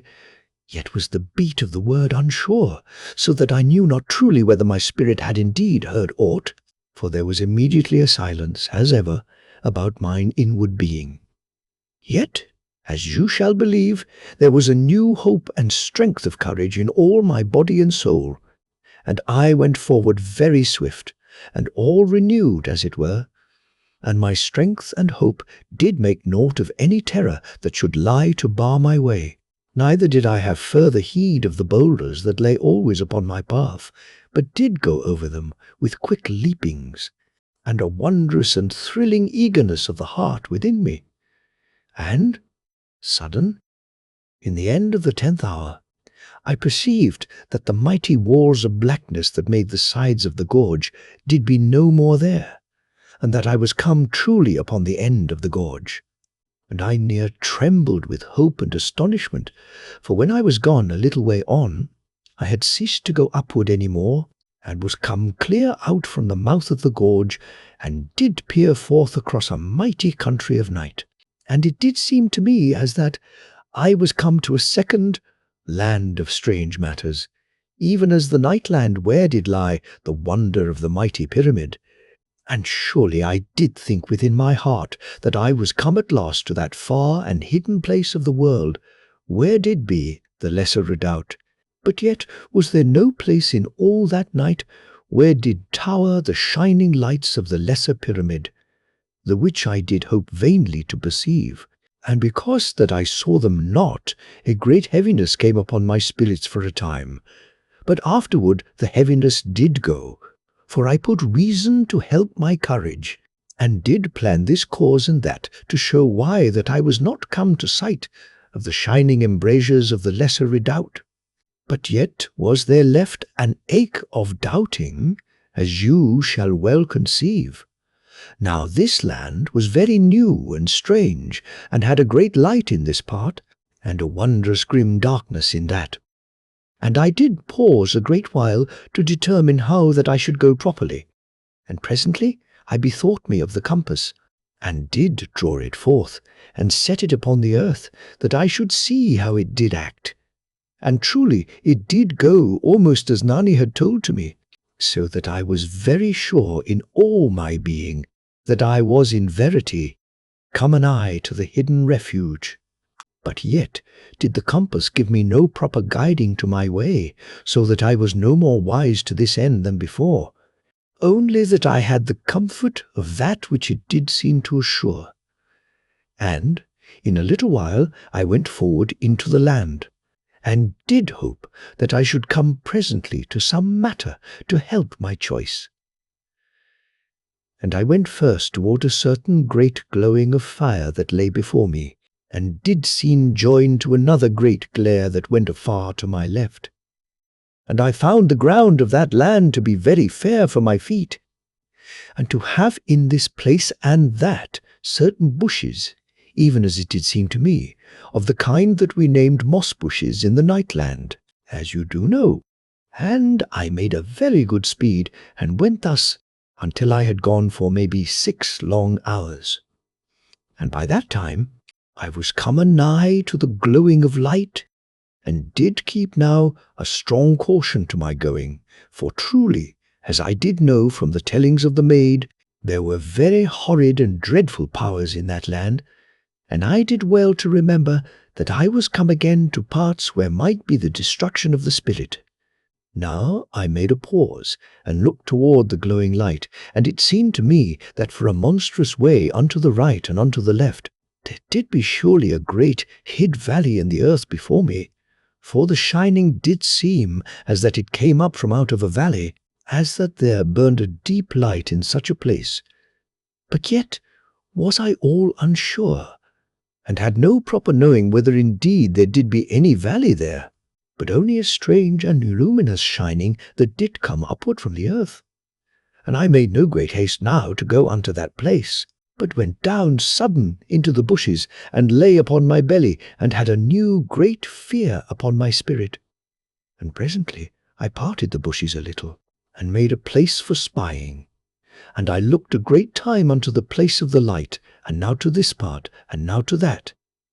And sudden I saw, as it did seem, a monstrous head within the glowing, for the glowing did seem at whiles as that it swept to and fore, as should a shining smoke that went obedient to a quiet wind, and so to hide and again to uncover. And in a moment I lost the great face, and was all unsure that ever I had seen aught. And lo, in a little minute I did see it again, but whether it did be the shape of some utter monster of eternity, even as the watchers about the mighty pyramid, or whether it did be no more than a carven mountain of rock, shaped unto the dire picturing of a monster, I did have no knowing. But I made that I should get hence very quick, and I did turn me about in the bushes, and went upon my hands and knees, and so came at last a great way off. Now, presently, I came again upon my feet, and did take a new look around that land, and I had the mouth of the gorge to my back, and this I perceived by the shining of the fire pits that made the place shown to me. And to the left of the gorge was an utter blackness, as I did conceive of black and monstrous mountains, through which the gorge did come. And to the right side of the gorge there were many low volcanoes, that went always along the feet of the great mountains that made the right wall of the gorge. And I saw the feet of these dark mountains, because that the light from the little volcanoes made a glare upon the lower slopes. And so shall you have some knowing of that part of this second land of night. And a good way off was the shining that I had journeyed unto, and the shining went into a distant light through a part of the land that lay afar to my left, for it stretched a great and strange way toward me, out of the leftward gloom, and came unto my front, and so away into an utter distance. Yet, though it was so great, you shall not think that it made any huge light in the land, but was rather as that it had a shining made unto other ends, for it made not a great likeness in the land. And you do now perceive something roughly how the land did seem to my back part, and unto my left, and somewhat before my face. And because that I did think to have no profit to my search, if that I went to the left, I made attention unto the right. And here there was much of darkness, yet oft the shining of fire holes in this place, and that amid the darkness. And, as I did look, it grew very plain upon me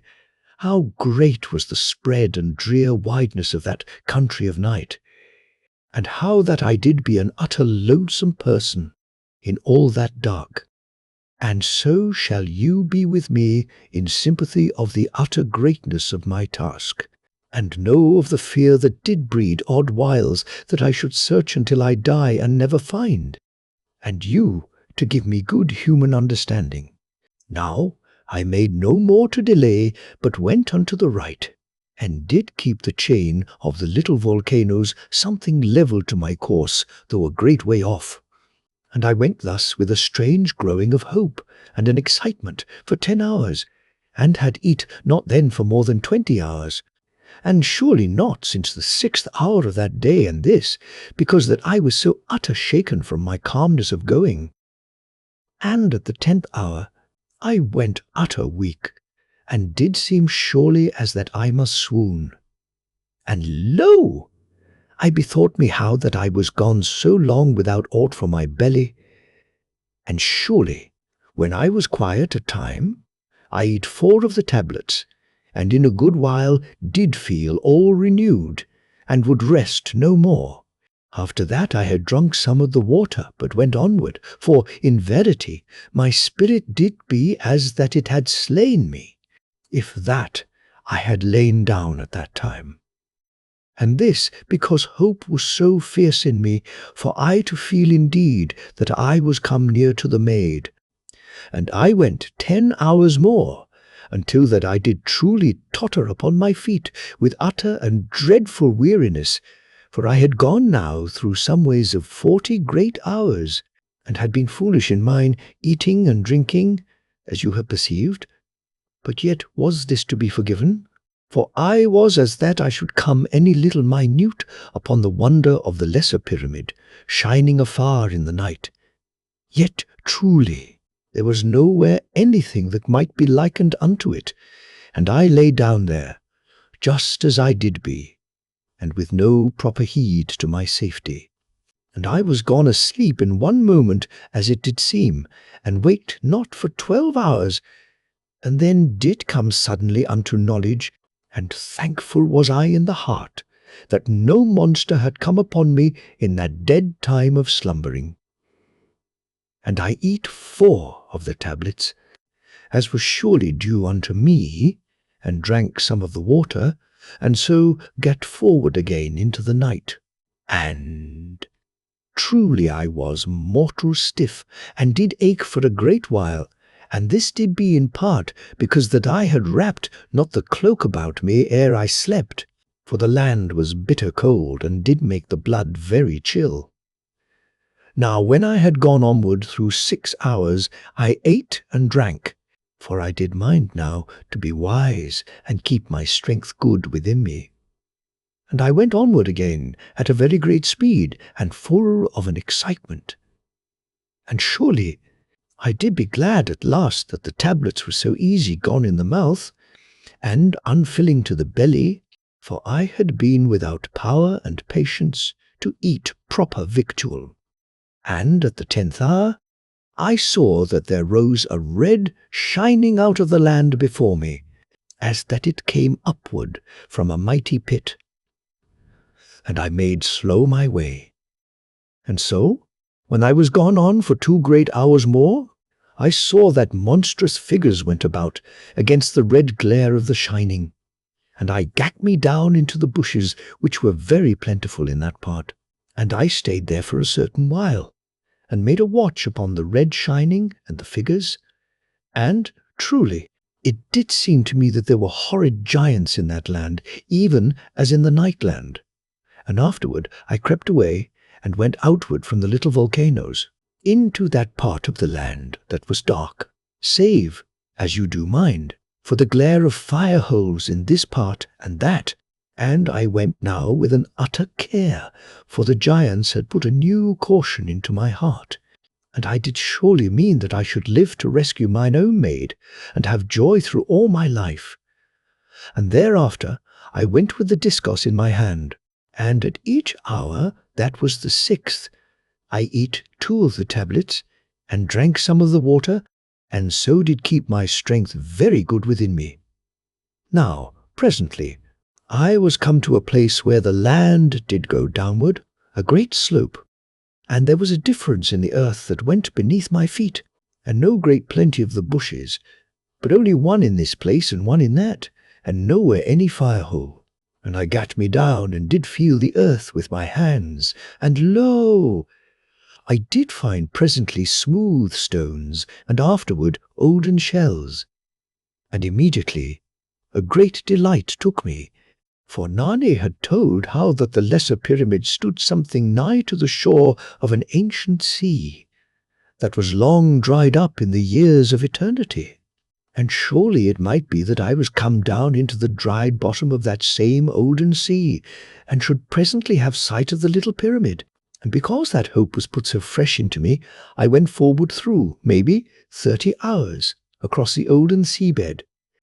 But in all that time I had no sight of the lights of the lesser redoubt, and a great trouble began to take me, for, indeed, Nani had not told me how great was the sea, and it might be that I should wander a weariful age across it, before that I come to the far side. And it did come to me presently how that I should be wise to see that my way was very straight, so that I waste not my strength in useless wanderings. And I had a great care now to observe that the red shining did be always upon my right, to my rear,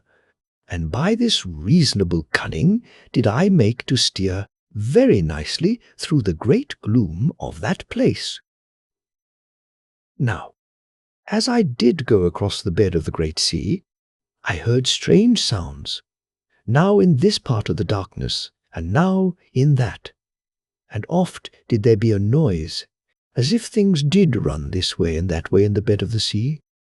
And once, afar off in the night, there did be a strange and horrid screaming, so that I did know truly that the monsters of that land were out, and did go about in the dark.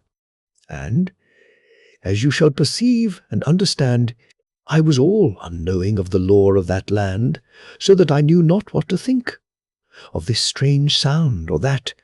neither knew I what they might portend, but only that, as I did say, there were monsters abroad, and I could do no more than have my way forward with an utter care, always, and be very ready with the discourse, or to hide, each as may be according to the need. And surely I went 41 hours that day, and eat and drank after every 6th hour. And before this, in the 37th hour, I heard a great roaring and bellowing in the night, coming nigh unto me, and afterward the thudding of monstrous feet, as that a giant ran past me in the darkness, and did make a chase of some creature. And the thudding of the feet and the roaring went far off into the night, and there did seem presently to come back to me from a great way a little screaming. But of this thing I had no surety, and I abode very hushed in a clump of bush, until quietness was come again all about. For there had been an utter frightening sound in the horrid voice, and in the thudding of the great feet. Now, in the 41st hour of that day, I came upon the farther shore of the olden sea, but lo! there was nowhere any light to tell me aught of the lesser refuge. And truly, a great doubt and bewilderment took me, for indeed I could not perceive how it might be that I saw not the lights of the embrasures of the lesser pyramid, and a great despair took me, so that I sat down there upon the shore of the olden sea, and had no heed of anything for a while. But afterward I ate and drank, and went into a clump of bush, and wrapped the cloak about me, and so went fast unto sleep, with the discourse handy to my breast. And, in verity, the pain of the despair and the bewilderment of mine heart did make rather for sleep, than to keep me wakeful, for, indeed, I was half stunned of the brain and of my courage, and did seem now the farther off from the ending of my search than ever I had been. And I slept 6 hours, and waked then sudden. And I leaned up upon mine elbow in the bush, and harked very quiet. Perchance some noise had shaken my sleep from me. But, indeed, there was nothing, only that I was wakeful, and did mind me of my trouble of failure. Yet now I did invent this thing and that thing to make natural account, that I was not come to the lesser redoubt, and so had hope again within me, yet much also of doubt and bewilderment. And I eat 2 of the tablets, and drank some of the water, and again to my journey, and I made that I should keep along the shore of the sea, the which I did through 12 hours, and was then still so much in doubt as ever. And I ceased from my journeying, and looked about me over the land, and lo! I did note how that a weak and strange shining was in the air of the land, at a great way, as it had been that a far-spreaded and faint glowing made a little glare into all the night unto my left and before me. Now I ate and drank, and made to steady my spirit, for I did fear lest I should feel utter lost in all the night of the world, and to know not where to make any more my search, and so to grow desperate in despair. And this thing you will understand. And afterward I did make across that land, unto the place where it did seem that the dull shining was something bright. And I went thus through 18 hours, and did make pause at each 6th hour, and ate and drank very resolute, though in verity it did seem as that even so small a matter as the tablets did be like to choke me. And by this is it plain to me how great an anguish was come upon my spirit, lest that I was all astray, and should have no joy to succour mine own. And thrice in the time that I did go, there did be a running of feet amid the darkness, and odd whiles strange and horrid cryings in the night, so that I put a force upon my despair, and hid me. For indeed I had no right to lose care of my life, if there did be any chance yet that I find the maid. And lo! in the 18th hour, which was truly the 30th of that day, I found the shining in the night to be grown very plain, and an utter stinking of sulphur. And truly I did be aware that the land went upward, and I made upward through 7 hours, and the light did grow more plain, and was of a dull redness, very sombre and heavy. And in the end of 6 more hours I ceased to go upward, and did know of a strange low sound, that did be like to no other sound that ever I did hear, and was like to a dull roar that did never have ceased through eternity. And I went forward unto the light and the land, to be now as that I went over an upland plain. And I did go thus through 5 hours, and the low roar did grow ever upon mine ears. And truly, even as I did shape my thoughts to take a caution for my body, I went upward again a little, and came out upon the edge of a mighty cliff, and the low and constant roar did moan upward against me with an everlasting muttering. And I looked downward, a monstrous way, and surely there was spread out a mighty sea, as it did seem, of dull fire, as that a red-hot mud did lap very deep and quiet below me in all that night. And I looked outward across the strange sea, and the far side was hid from me, for surely there were dull and solemn clouds that came off the sea,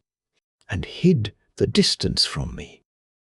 And the clouds to glow a little redly, and so to rise, and presently to blacken into the night. And I looked to the right and to the left, and it was plain that the black cliffs did stretch out both ways, and did go downward ever into that monstrous sea of slow fire. And there were great headlands that went out into the fire, as into a sea, and the fire did lap very quiet about these, and where the fire lapped about them, there did shine and spurt out green flames and vapours at divers times. And indeed, as I did perceive, I was come to an upward sea of fire, as it were the deep inwards of a low and utter monstrous volcano, that was flat of the top and utter big across. And in verity I did look downward into the fires of the inward earth, and a very wondrous sight was it, to stand there alone upon the cliffs of that everlasting sea. And a great heat came upward from the dull and grim fire of that gloomy sea, and a reek of sulphur, so that I was like to be choked, and did go backward from the edge of the cliff. And surely I was come to the end of that dark land upon that side, and had nowhere perceived the lesser pyramid in all the night of my travel. And a new despair came upon me, for indeed it seemed I was come all astray in the night of the world, and did no wise have any knowing whether I stood near to the country of the lesser redoubt, or whether that I was gone half across the world unto a strange place. And then, as the despair troubled my spirit and dulled the beating of my heart, a sudden thought did light up a fresh hope within me, for indeed, as you do know, I was come upward of a great height, and did surely have a huge view over all that land, and mayhaps the lesser pyramid did lie somewhere in a valley, if in verity it did be anywheres at all in that country. And I turned me from the cliffs, and looked backward over all the night of the land, but there was nowhere in all that country the shining of the lights of the lesser pyramid. And lo! of a sudden I did know that there was something in the night, and I stared with a very keen and anxious look. And behold, there was the black shape of a great pyramid afar off in the night. That did show against the shining of the distant light, for it did stand between me and the far-off fires. But until I was come to that place, whence I did look, I had not stood to have it plain against the shining upon the other side of that land. And how I did feel in that moment, I have no words to set out unto you. But surely was my heart gracious with thankfulness, and I ready to leap with joy and hope, and all my body thrilled with an excitement that would not have me to be silent, so that, suddenly, I began to shout foolishly across the night. But I came soon to wisdom and silence, as you shall think.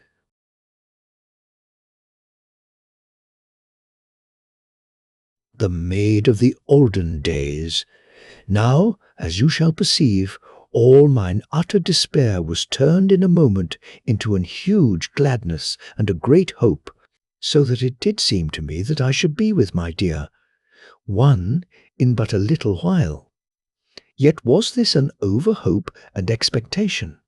and was not like to have a swift satisfying, for, truly, I was made aware of naught, save that I did perceive the shape of a great pyramid going upward into the night. And I knew that the pyramid did surely stand upon an hill in the midst of that dark country, for only so might it show so great and high. And I set me to run swift downward into the land, so that I should make a strong going unto the pyramid. And I ran for a few little minutes, and lo! I fell headlong, and did truly feel as that I had brake my neck with the hardness and pain of my fall. And I had no power to go forward any more for a great while, but did just be there where I did fall, and very helpless and moaning a little, so that any creature had been able to slay me, if that it had come upon me in that time. Yet, presently, I was able to sit upon the earth, and did hold my neck with my hands, and afterward the pain went away, so that I gat once more to my feet. But now I went forward very wisely, and had, moreover, an anxiousness in my heart, for, indeed, how did it be that the pyramid was so utter dark, if that it did be the lesser refuge in truth? And immediately there did rise in me a fear that it should be some house of evil in the dark of that land, or some wicked force working a pretence and a bewilderment upon my sight. Yet, truly, the thing was plain now against the far-off fires of the land, and I did have little thought but that it should be, in verity, the lesser refuge. Now, in the first moment that I did perceive the dark pyramid, I had been without wit, save to run very quick and blind unto the place, for you to remember how long I had made so great a search.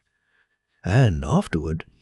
I had been minded to call unto Nani with my brain elements, sending the master word, and my speech after, to tell how that I was come unto her. But now I did heed to have caution, and to discover what this darkness should truly mean.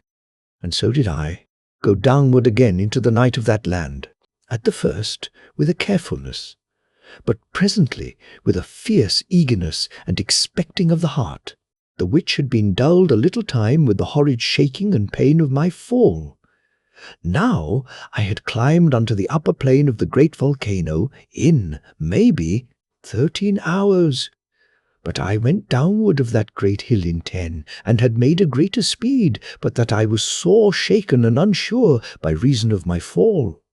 And in the end of the 10th hour, I perceived that I was come again to the great plain of the land, and I had no more any proper sight of the refuge, because that it was upward afar in the darkness of the night. Yet was I able now to see that there went a bulk between me and the far shinings, and did know that this great thing was surely the hill on which the pyramid did stand. And I went 4 hours across the land, and did pass in this place and that fire-holes that made a little red shining in the night,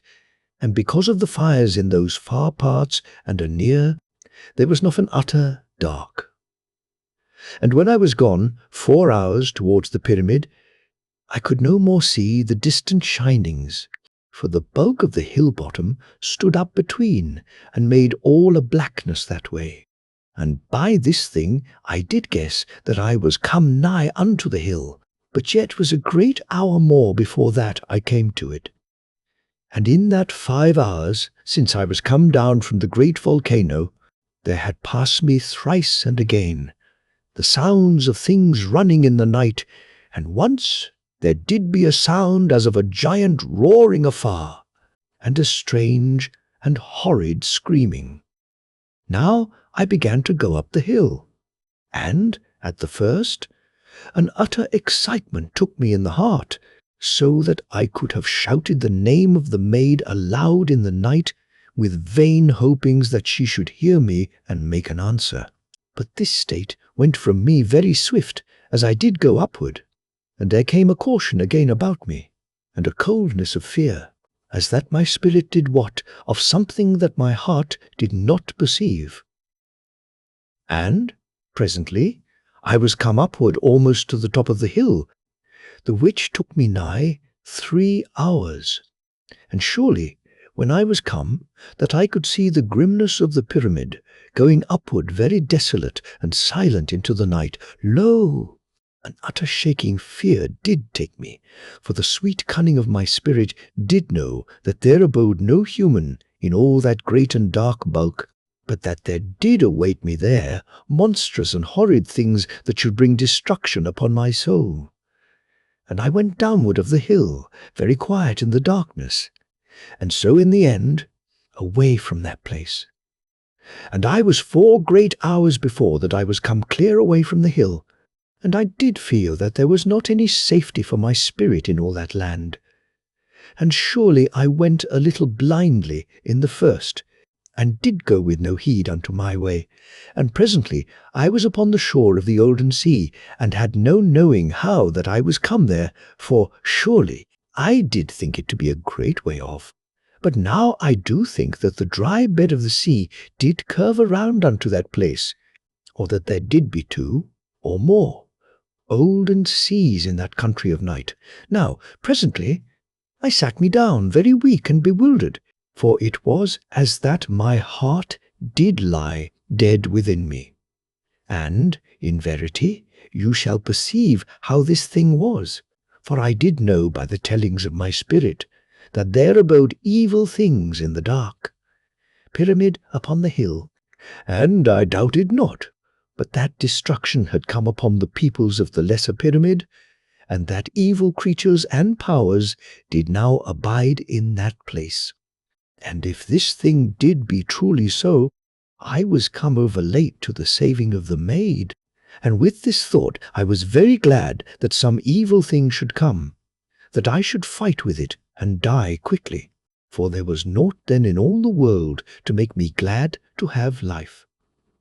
And so shall you know the utter desolation that was in my heart, and, truly, I can perceive both the wiseness and the unwisdom of my reasonings, for, indeed,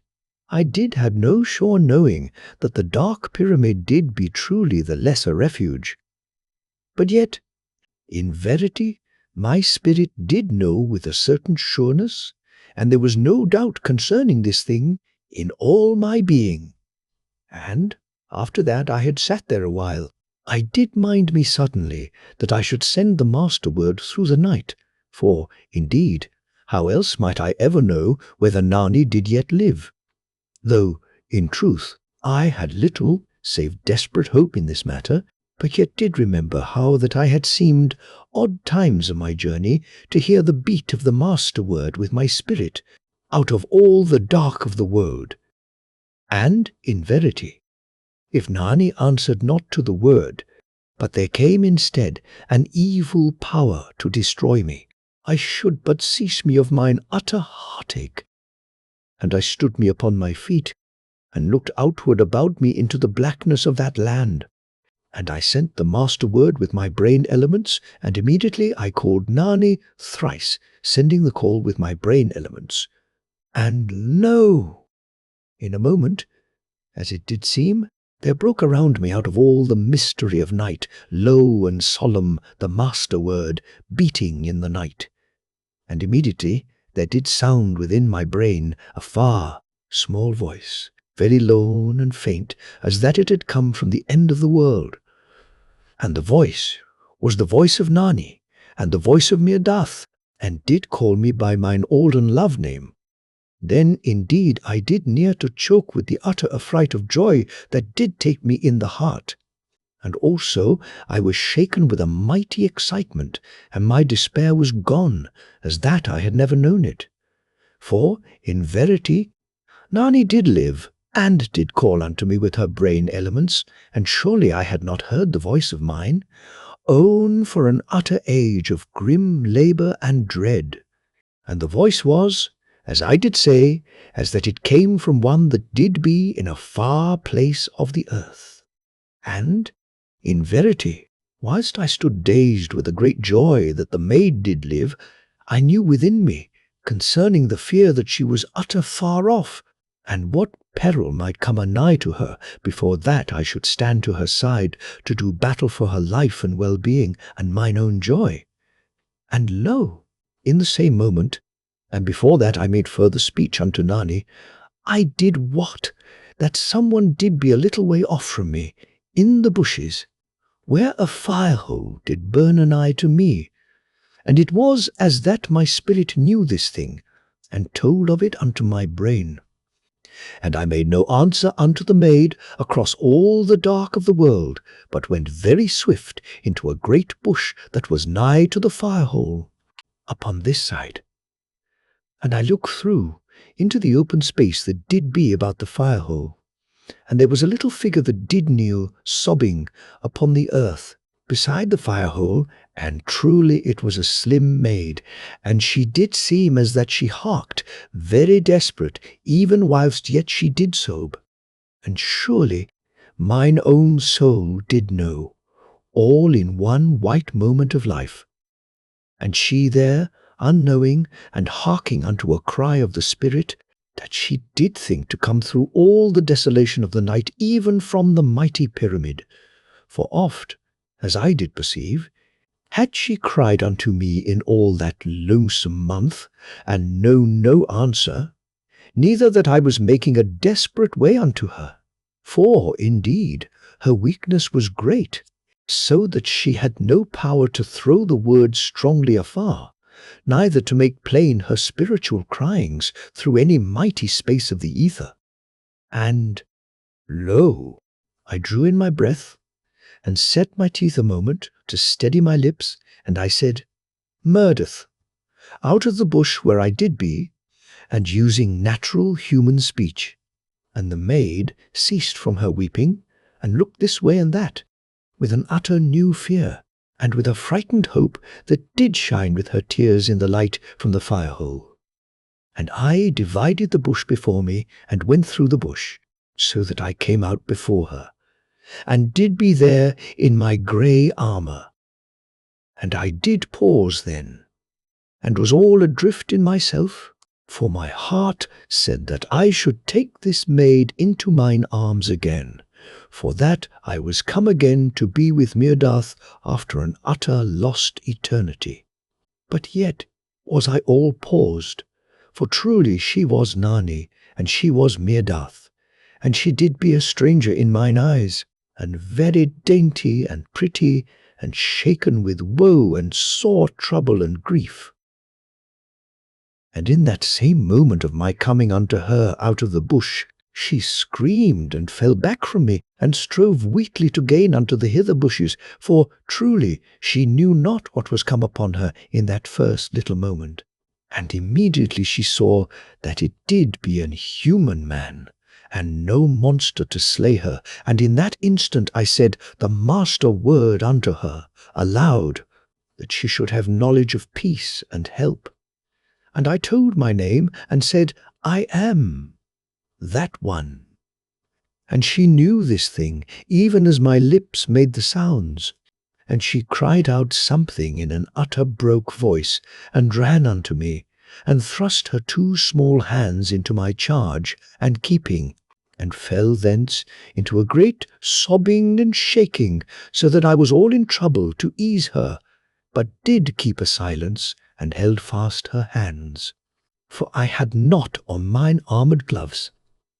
And she leaned against me, very weak, and seeming wondrous like to a child. And lo, in a while she ceased to sob, and did but catch her breath this time and that, but said no word. And I bethought me that she did suffer of hunger, for I perceived that she had been long wandering and alone, and was come unto the end of hope, when that I did come. And the maid stood there yet silent, for she might not yet command her mouth to speak, and she trembled as she stood.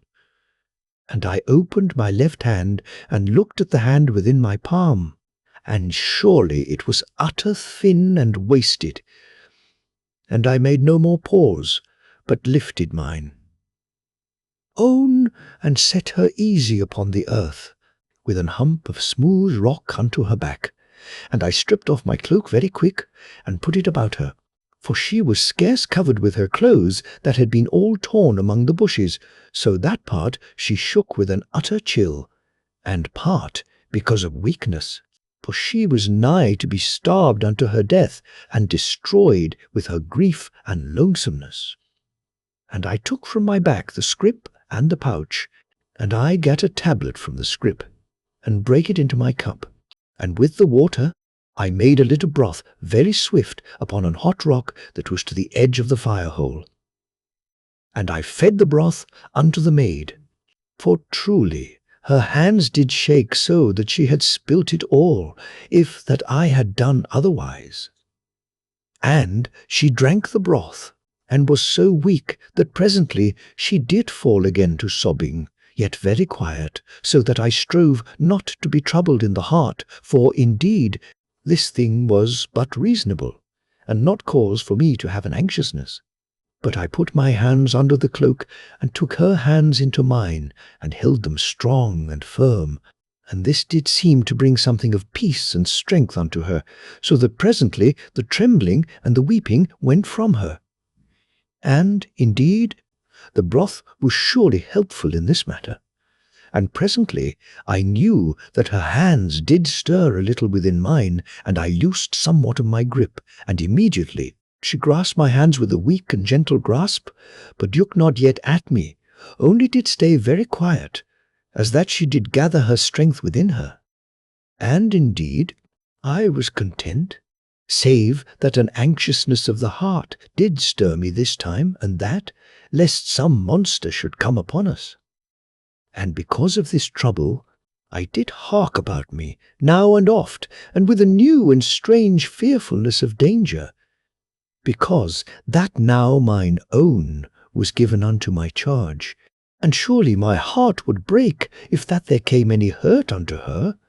Now, of a sudden, the maid did make as that she would rise, and I loosed free from her, to give help. And she gat me by the hand, and slipped sudden to her knees, and did kiss my hand, and did begin again to weep. And surely I was so utter abashed that I stood very stupid, and let her do this thing. But in a moment I drew free from her, for this thing might not be. And I gat me to my knee likewise before her, and took her hands, and kissed them once, newly humbled as it were, and thus should she know all that was in my heart and of mine understanding. And she did but sob the more, for she was so weak, and utter moved unto me, because that I had come to her through the night of the world. And this thing I knew, though no speech had yet passed between us. And I gave up her hands, lest she need them for her tears, but she left them to lie in my palms,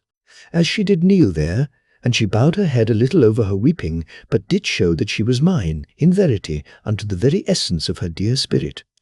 And I took her into mine arms, very gently and without caress, but presently I stroked her hair, and called her Nani and Mirdath, and said many things unto her,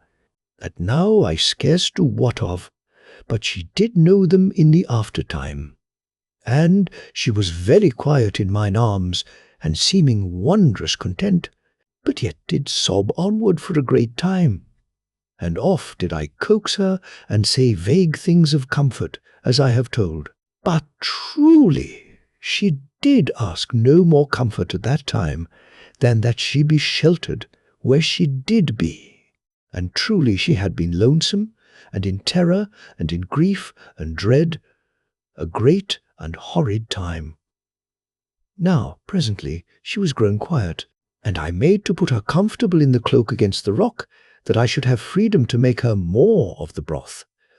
But yet she did nestle unto me, with a little sweet wistfulness that made warm my heart in a most wondrous fashion.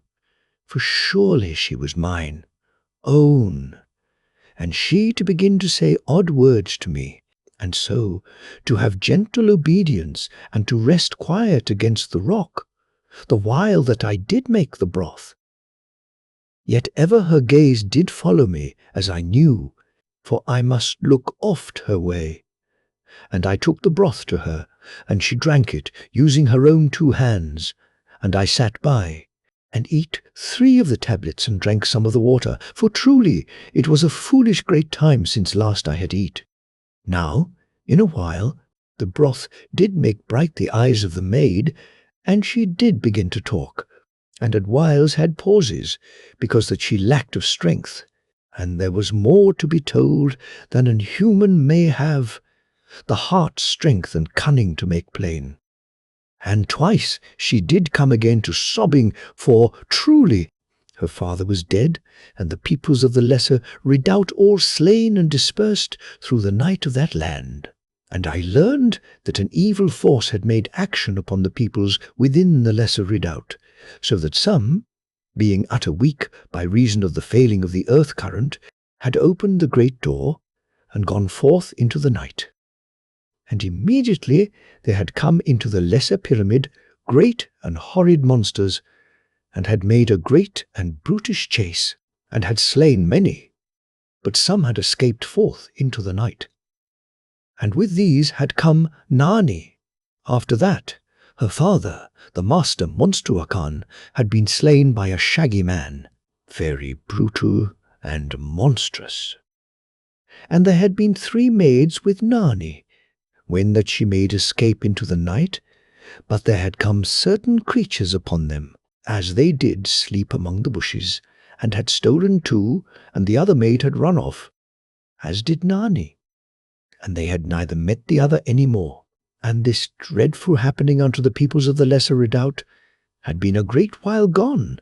as it to seem to her, but she had no means to tell me how long this time should be, for, in verity, how should she make account? Yet had it been a dread long while unto her, and I found presently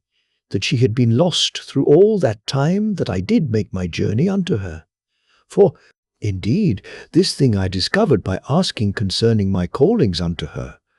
and she had heard none that did come to her in any time since she had escaped out of the lost refuge into this dreadful land. Yet, in verity, oft had she callen unto me, until that her heart did grow sick with the desolation of her lonesomeness and her utter forsakenness, and her callings had told unto the evil things of the land that she did be in this part and that, for there had come things and beasts in search for her, but having the gift of the hearing, she had known of their approach most whiles, and had come free from them, yet oft times with piteous and fearful runnings, and hiding among the rocks and the bushes, so that she had grown afterward to make no calling unto me, save odd whiles, lest she bring the monsters upon her. And, indeed, as you do know, naught had come plain unto me, for she was so utter weak that she had no power of her brain elements to send the word afar, or the tellings of her spirit. And, because that she was so sorely chased, she had come nigh to be naked, even as I found her, for the bushes and the rocks had torn her garments from her, and she had naught with which to make any proper mending of them. And for food she had eat the moss upon the rocks, and odd strange berries and growths, and had drunk of the waters of the hot springs, and oft had she been made utter sick because of the sulphur, or somewhat, of the water, and maybe the poison of odd plants. Yet, as I did think, it was like that. The first did save her life from the second, but in this thing I do make only a guessing. And in all that dreadful time, since that she had come to be quite alone, she had heard a score drear things. For there had been once the slaying of a young maid nigh unto her, by some brute out in the darkness of the land, and thrice and more had she heard the feet of people running this way and that, and the tread of giants pursuing. And by this telling, I did understand those things which mine ears had told to me, as I did go across that land. And surely a new pity and sorrow and horror did come upward within me. And the maid told me how that she came once upon certain of the peoples of the lesser redoubt, as they did hide among the bushes. But they ran, with no heed to her callings that she did be human, even as they, and by this is it plain, the sore and dreadful panic that was upon the hearts of such. And the bitter chill of the land had made her to strive alway to be nigh unto the fire holes that were very plentiful. But even as this did be needful unto her, so was it a thing that drew the monstrous brutes of that land, even as I had found in the night land, and in the upward gorge. And because of this, she was oft made to stay afar off in the utter cold of the night. Yet, in truth, odd whiles she did be so desperate that she would make the venture, and so mayhaps have a time of warmth. And because of this, she had been nigh slain in her sleep twice and thrice. Moreover, there were snakes about the fires, though not over plentiful in all parts, and there did be spider crabs and monstrous scorpions. And, indeed, even as she had lain by the fire-hole, very weak and seeming near unto her death, even this time, when my call had come unto her, to stir her unto life and bitter knowledge of despair,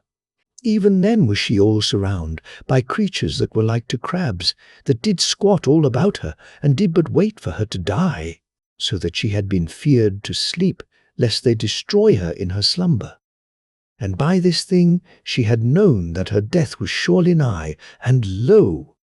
out of all the night of the world had come the beat of the master word, strong and powerful, beating as a low and spiritual thunder out of all the dark of the night.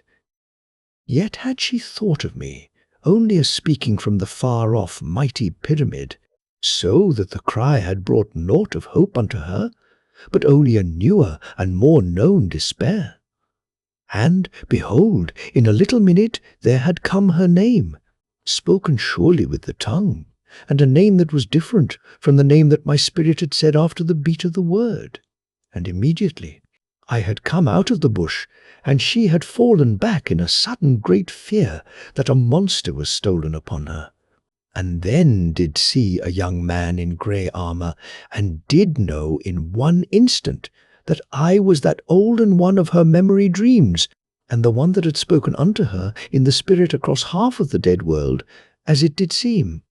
And now was I come, through all that unknown desolation and affright, to succour her.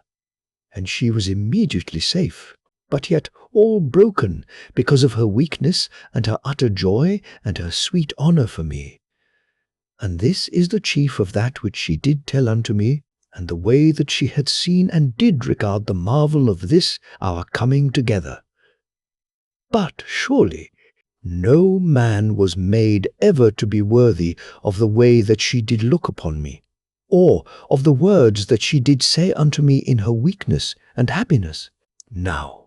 with the maid having speech concerning the spider crabs, I looked presently well around, and surely, in a minute, I saw that they were not gone away, but did be a circle of silent and steadfast watching and impudence and horror all about us.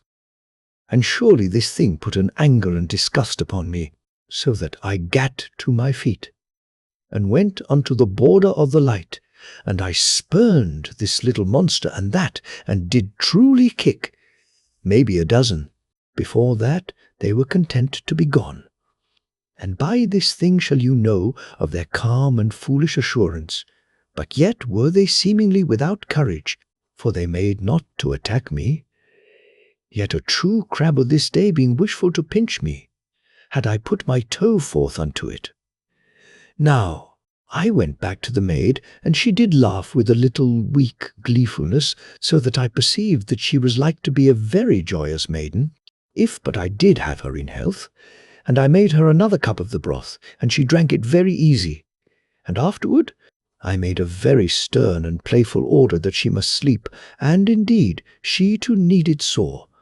for she was gone again from her excitement, and her weakness upon her,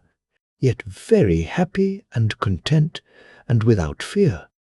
And I made a smooth place for her, and put the pouch and the scrip to be for a pillow, and I did lay her there very quiet and sweet in the cloak, and covered her feet. But indeed I saw first that they did be sore cut, and without any gear to them, so that I perceived that mine own had worn out her footgear utter in her lonesome journeyings, and in running from brutes that did come to find her. And so I to know more in the heart somewhat of the true dreadfulness and fear that had companioned mine own. And I was minded then that I would wash and bind up her feet, but yet was she so utter worn, that I did prefer that she sleep so soon as she might, and afterward, when she was come wakeful again, then should I take a proper heed of her feet. And truly they were very small and shapely. And presently she slept, and surely I doubt whether she had slumbered so peaceful and proper for a great month, for she never to have known when any evil thing should come upon her in her sleep, and this to be a very dreadful feeling, as you do know well, for you do know how I have been in this same matter. Now, while Naani did sleep, I stripped off mine armour, and took off mine undersuit, which was named the armour suit, and a very warm and proper garment, and made thick that it should ease the chafe of the armour. And afterward I put on the armour again, but the suit I folded, and laid beside the maid, for, truly, she was nigh unclothed, by reason of the bushes and the rocks, that had rent her garments all wise. And I stood watch for the maid, the while that she did slumber, and surely she went 10 long hours. And I walked upon this side of the fire-hole, and now upon that, and did oft cease, that I might hearken both with mine ears and with my spirit. For, truly, I was all wakened to a new care and delight, and did have a fresh and doubled fear of any horrid creature or force of evil. And this shall be very plain to you. And in the end of 10 long hours, the maid wakened, and I ran to her, all joyed that she was come again to knowledge, and to be that I could talk with her. And she sat upward and looked at me, and there was new light and movement in her, so that I knew her strength was come back into her. And for a little minute she said naught unto me, the while that I did ask how she did be. And she looked at me very keen, so that I wondered somewise in a daze what was in her mind. And she asked me of a sudden how long it did be since that I had slept. And having not thought to put away her asking, because that the question was over sudden, I said 84 hours, which should be 3 days, and the half of a day of 4 hours and 20. And this thing I knew, because that I kept alway a very careful counting of the hours, lest that I get all adrift, and know not how long I was taken to come to this place and that. And, truly, even as I told this thing to the maid, I was grown very quaint in the head, for indeed I was gone a wondrous while without slumber, and had done much and bitter work in that time, and before then had been much lacking of rest, as you do know. And sudden the maid cried out something, and tossed the cloak from her, and had me into her arms, and did heed not to have any foolish shame of her nakedness. And, in verity, I knew not how I was gone so strange, but do see now that I was nigh to swoon for lack of slumber and rest. And she kept me very steady for a little, and afterward helped me to be laid upon the ground, and she put the scrip and the pouch under my head, and so I did lie very calm and restful, and did be the more so, because that I was grown so tired in the heart, the which did make my head to be very hushed, as that all the world was grown very quiet in a moment. And the maid did mind then that she did lack to be properly covered, and she gat the cloak, and put it about her, and did afterwards sit a little beside me, and did rub my hands. And presently I was something more to myself, and she did grow more happy of her mind, and made to give me something for my stomach, for indeed I was grown those late hours to be foolish, and to have no wiseness to proper eating. And she did lift my head, the while that she did take the scrip from under, and kept me very sweetly upon her knee, and so until she had gat free a pack of the tablets, and the flask, and the cup. For I had put all matters back into the scrip before Nani had gone unto sleep, and because of this I had not been able to eat or drink aught, save by wakening her, as you perceive, for indeed I had put the scrip and the pouch under her head for a pillow, as I have told, and she would not bide that I should do aught, but only did ask concerning the making of the water, and was wondrous amazed to see how the powder did fizz up and become water, and indeed she had too much into the cup, for truly it rose up and ran to the ground. And when she had done thus, and ceased to marvel, she put 3 of the tablets into the water, and made me a broth, even as I had made a broth for her. But indeed I was in no need, and had done very well to eat the tablets and drink the water, yet truly I was not wishful to lack the love of her way, as you may think. Now while I did drink the broth, I did be very restful upon the earth, and mine head against mine own maid, and I did mind me now that I tell her concerning the armour suit that I did mean for her wear. Yet I said not that I had stripped it from me, for then she had been like to say nay, and to trouble that I was like to come to a chill, as is the way of a woman. But indeed I might so well have told her, for truly she did know on the moment, and set to a little unto weeping, yet very gentle and sweet, and did kiss me as I lay there, and say such things as should make a young man the better to have heard, if but that his own dear love doth say the same. And she would nowise wear the garment, but yet in the end I prevailed by gentle reasonings, and because that I was her master, as I was born to be, and moreover, her own sweet sense did show that I spoke for wisdom. For how should she come through all the bitter way before, if that she had not a strong and close-made garment, and as you do mind, her coverings did be in utter rags, as I have told, yet very sweet and clean, as I had known, so that I ween she had stripped oft in the lonesome night,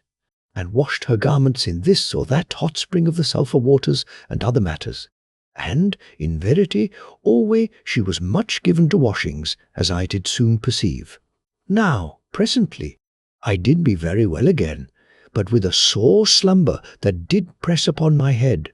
Yet, ere I should sleep, I did mean that I bathe her feet, and bind them with ointment, and with my pocket-cloth, and truly her feet were very small and pretty. And I sat me up, talking my head from her knee, and told her of mine intent.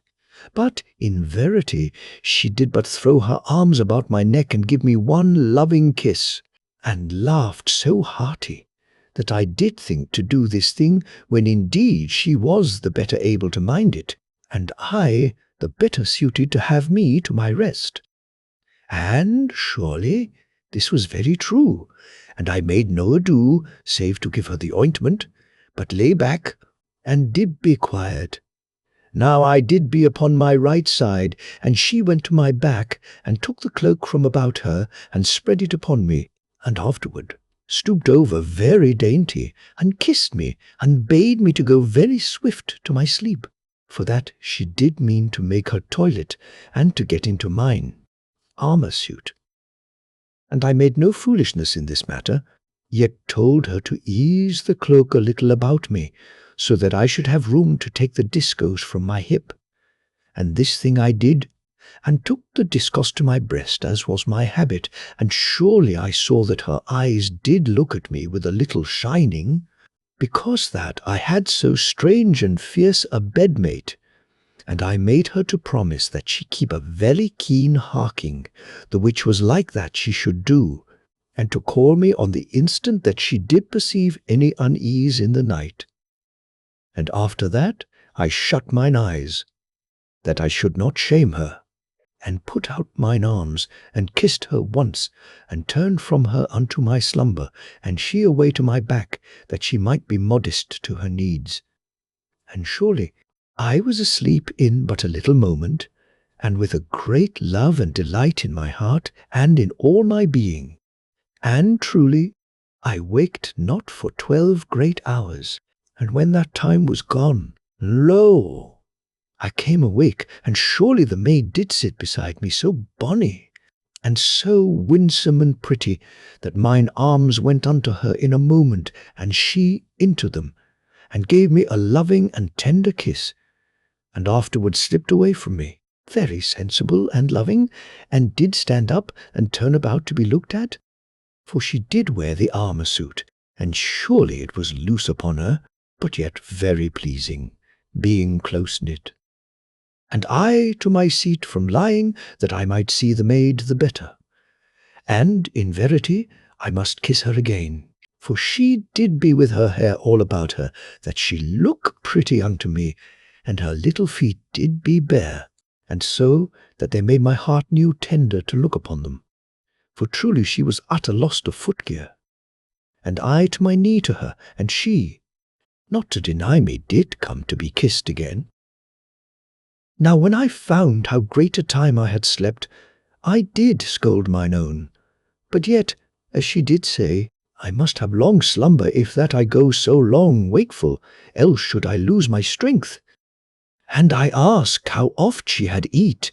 and she told me but the once, and that 6 hours off. And on this I did scold again, but surely she put a very pretty finger sudden upon my lips, so that I might do naught but laugh and kiss that same finger. And after that we did eat and drink, and made plans. And once I did comfort the maid, for indeed her sorrow did rise in her, because that her father was come unto his death, and the peoples of the lesser redoubt all destroyed, and adrift in the night amid the monsters of that land. And in verity I was set that we go quickly out of that place, ere there came an horrid destruction upon us, and surely there should scarce be any human, beside, in all that land, for there must have come death upon the chief of those that did make escape. And after we had eat and drunk,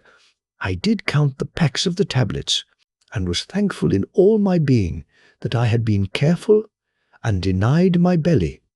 for I did perceive that there were left enough for our needs, if that we made a good speed, and did not fear to be empty.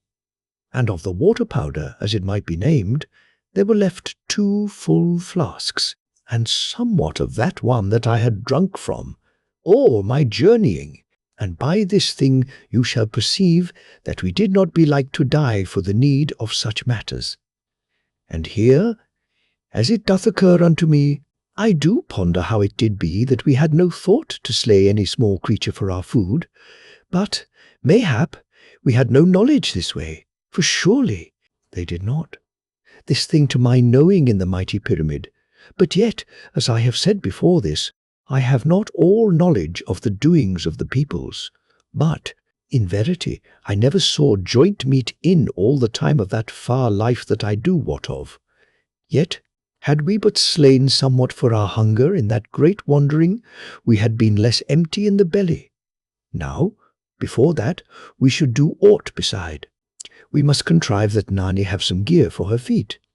And to this intent I did make a search into the pouch, and surely I found that there did be a change pair of inner shoes that were made to go within mine own shoes of the grey metal.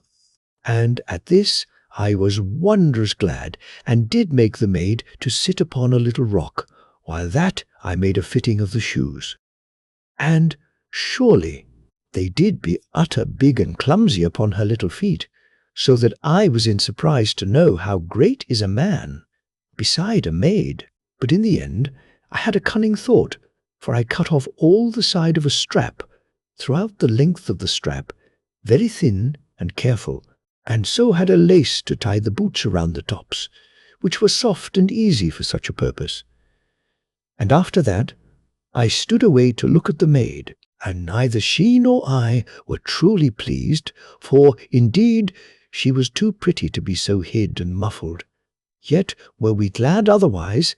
for now she might go without hurt to her feet. And afterward we packed our gear,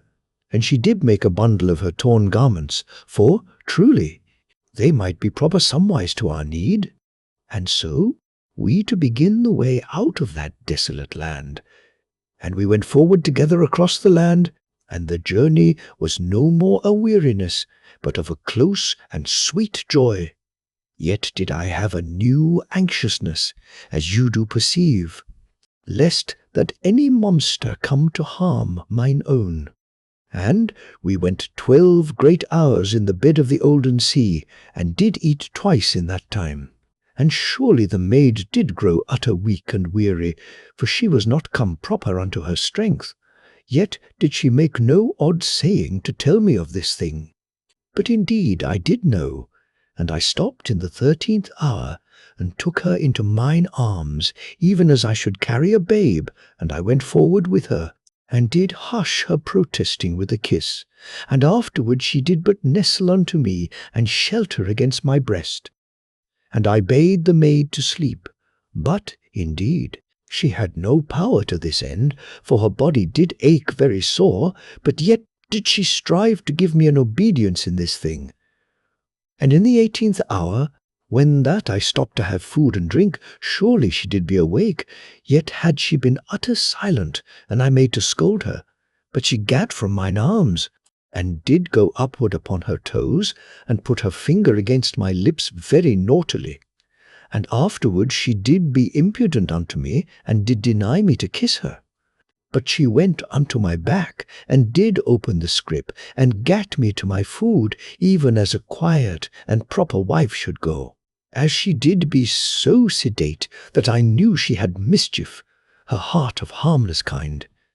But afterward this did pass sudden into weeping, for she had a quick and sore memory of her father, and of the destruction. And I took the maid into mine arms, and did let her be there very gentle, and made not to kiss or to comfort her,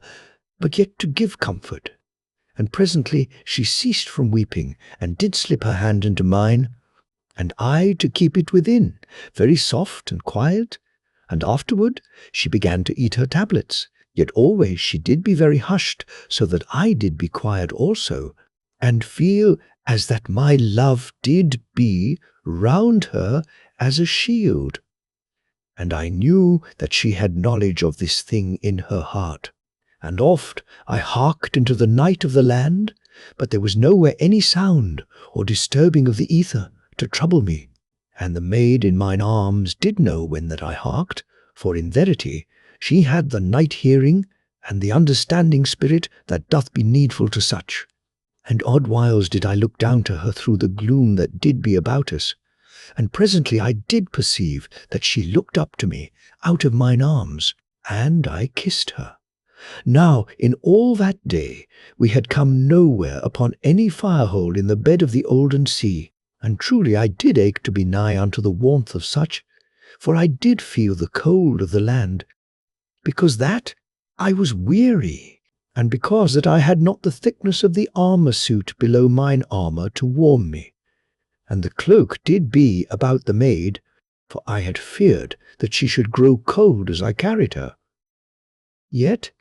now she did know subtly that I was come to feel the utter chill of the land, and she gat from mine arms, and put the cloak about me, and afterward came again into mine arms. And I let the cloak bide there, and drew it forward to be around her also. Yet truly I was joyful that I did be cold, as you shall perceive, for it was sweet to the heart to bear somewhat of that dread chill for mine own. And she half troubled and likewise with understanding of my heart, because that I was less clothed than I had been. Now, in a little while, the maid did pack the scrip, and so we did make ready again to go forward. For I was grown anxious, as you may suppose, that we should come to some fire-hole, that we have a place for sleep that had warmth and light, for truly the cold of the land did be drear and horrid. And I stooped to take the maid into mine arms, that I should carry her, but she did say, nay, that she did be well rested, and I not to gainsay her, for she did mean the thing, as I perceived, and I had no desire to force my way upon her, save when I saw truly that she did seem to go unwisely. And, indeed, when such did be the case, I did strive with her, only with a nice reasonableness, as you shall know. And the maid walked by my side, and wondrous silent, but yet very nigh to me, so that I knew she did be very full of love to me, and of that quaint and sweet humbleness that love doth breed odd whiles in a woman when she doth be with her man, if but that man be also her master. And presently I perceived that the cloak did be over mine own shoulders, and I took it and would have put it about the maid, but truly she did not allow this. And when I did be stern with her that she obey me in this matter, she did stand upon her toes that she might kiss me, and pulled my head down. And surely she kissed me and coaxed me that I wear the cloak, else should I give pain to her. In that I did surely be cold, because she did wear the armour suit. Yet I would not hark to this thing, so that the maid did be truly in trouble. And first she made a threatening that she wear but her olden garments that did be only rags, if that I did persist. But this I saw to be foolishness and scarce meant, and did as much need to smile at her as that I did think to scold her. But I did be firm that she wear the cloak, and lo! She went sudden into crying, and this had been beyond my thoughts, and truly it set me all adrift, for I perceived that she did be greatly distressed concerning this matter, when I had conceived that she did but mean this thing for tenderness sake. But mine heart helped me to understand, and I saw how she did be truly shamed in her sweet womanhood, if that I helped her not in this matter. For she did feel that she was made to do hurt unto that one that was her love. And this thing I do pray you to think upon, that you understand, for, indeed, until that I was made to think, I had not seen it this wise for her. And in the end I came to agreement with the maid, that we wear the garment hour by hour, in turn, and she to wear it the first hour, and I to wear it the second hour, and so to go forward. And truly this did be an happy arranging, but yet she stamped her foot a little, as I put the cloak about her. And thrice in the hour did she ask me concerning the time that was gone, and surely, when the hour was but up, she had the cloak off in a moment, and went to my back, and cast it upon my shoulders, and after to my front, and made it fast upon my breast. And so eager and naughty was she to this, that I took her by the shoulders, and shook her somewhat, even as she had made to stamp at me, yet mayhaps with more of laughter, and she to take no heed at all, but to button the cloak and be very sedate. Yet in verity I caught her up into mine arms, and kissed her for a sweet and naughty maid, and she very willing, now that she had gotten something of her way. But yet in an hour I did have the cloak about her again, and so did straighten matters, as you shall conceive. Now, when we had gone forward through 5 great hours, I perceived that the maid did be utter worn, but yet did make presence that she was unwearied. and because I saw how she did be, I did heed and be anxious only that we come to some rock to be for our safe refuge, and mayhap there to find an hole or cave. That should be somewhat to keep our heat about us, for there was nowhere any fire-hole anigh in all those hours. And presently we came to a part where there did be rocks, and we went to and fro in the gloom, and came in the end to a place where the rocks did go upward into the night, as that it had been a small and ancient cliff. And surely in a while I found a hole that did go inwards of the rock, and the hole did be above mine head. Yet when I was come to it, and have made the discos to spin therein, that I should have light to see whether there did be any creature or creeping thing in the hole, I was well pleased, for truly it did be sweet and dry. Now the maid had cried out a little to see the sudden shining that did come from within the hole, when I made the discos to spin, and because of the low roar of the weapon. But I answered her that there did be naught to have fear concerning, and so was she peaceful again, but yet a little trembling when that I came down to her, for, indeed, the discos did make always a strange sounding and a quaint and drear shining, as you do know, and she did be feared for me that some evil force had come upon me out of the cave, for she had neither knowledge nor conceiving that ever there did be so wondrous a weapon in all the world. And I gave the maid an help upward to the little cave, and came after myself. And so we did be in a very nice and cosy place, that did not be easily gotten at by any monstrous thing. And surely I was utter glad for such a place, so that both should have safety, that we might sleep in the same hours. And in truth, this was a needful plan. For if one had stayed wakeful to keep a watch for the other, then had our sleep taken us double hours, and this thing might not be. Else should our food be done, and we to be twice so long as need be ere ever we did come unto the refuge of the mighty pyramid, and I utter wearied and anxious of the heart and spirit that I bring mine own soon unto the safety and glory of my mighty home, and so free from the destruction that did hang above our two souls for ever in that land, and the peril that did be everywhere, save in the last redoubt.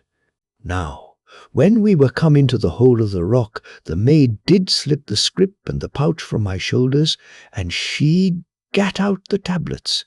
and made some of the water, and did be very swift and natty, and all to the despite of the gloom that did be utter in that little cave. And we eat each of us 2 of the tablets, and drank some of the water, and I made jest with the maid how that the tablets did be proper for strength, yet very lacking to fill the belly, though indeed I named it otherwise. And she to agree, and did pat mine arm, and did tell me how that she should cook me a monstrous, tasty, and great meal, when that we were come unto the mighty pyramid. And immediately afterward she did make to laugh upon me, and to name me impudently for so much thought unto my feeding, and afterward again to silence and to patting my hand. Now, when that we had made an end of eating and drinking, I was very ready for sleep, for truly it was 26 great hours since that I did last slumber. But for the maid it did be 38 great hours, for, as you do mind, she had made no sleeping, when that she did lie in mine arms for 6 hours of our journeying. And I made how we should sleep, and put the cloak about the maid, but surely she did refuse, very piteous, and seeming to have also somewhat of doubt and puzzlement. But in this thing I did be very stern and intending, for she did not be over warm clad, as you do know, and, moreover, she was but a little one, while I did be wondrous hardy. And in verity I made her to obey, and gave her the scrip and the pouch for her pillow, and she, as it did seem to me, to sob to herself a little in the gloom of the night. But yet did I stay my heart a little stern to mine intent, and I wrapped the cloak about her, and set the scrip and the pouch very nice beneath her head, and afterward I knelt over to kiss her. Before that I came unto mine own slumber. Yet did she turn her mouth from me, and did put her hand above her face to ward me off, the which did grieve me, for truly I did heed alway that I should never thrust my love upon her in her lonesomeness, but only let it be to her for a shield and for all comfort unto her heart. And I turned my back, and went a pace away, and lay down, for truly there did be no way else but to be near unto the maid, for it was but a little cave. And I lay very hushed, because that I was so sore in the heart. Yet truly I could not come unto my slumber, for I was so disturbed in my love, and I stayed very quiet, maybe for a great hour, and did fight that I shake not mine armour to jinglings with the utter cold that did make me to tremble.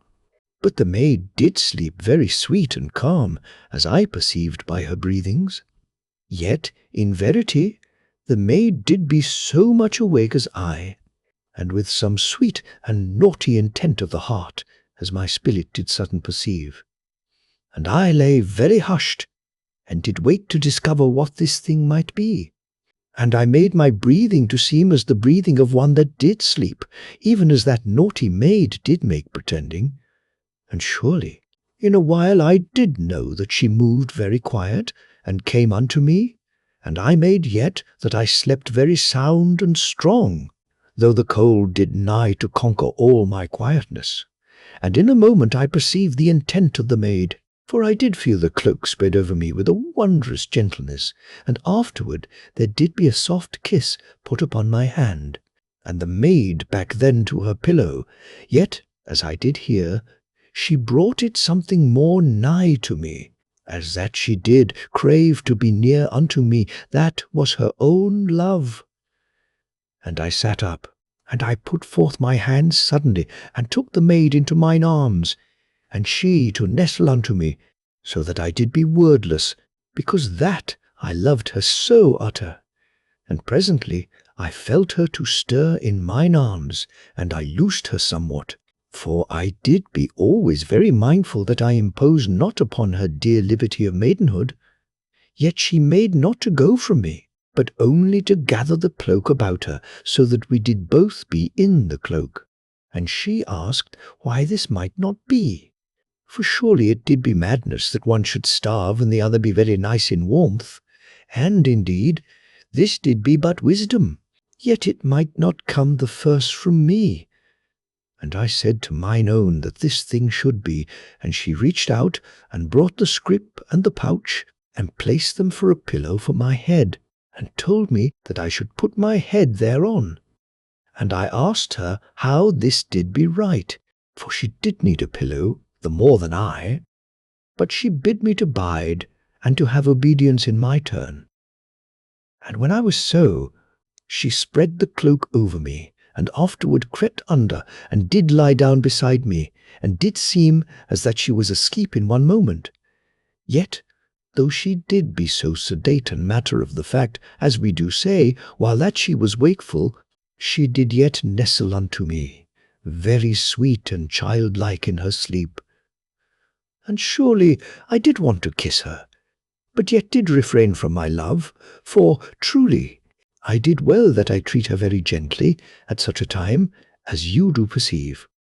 And, in verity, such a maid doth make a reverence in the soul of a man. Now, presently, I was gone over unto sleep, and in 7 hours I waked, and in that time had the maid slumbered through 8 hours. Yet did I intend that she be not disturbed until that we were ready to the journey. And I slipped from under the cloak, and put it round her very gentle, yet it to be as she did miss me even in her sleep, for it to seem to me that she put out her arms in the darkness, and she made a little moaning in her slumber. Yet in a moment she did be quiet, and afterward I put the cloak about her again.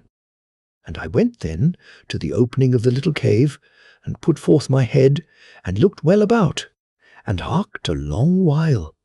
But there stirred nothing in the night thereabout, neither did my spirit wot of any matter for trouble unto us.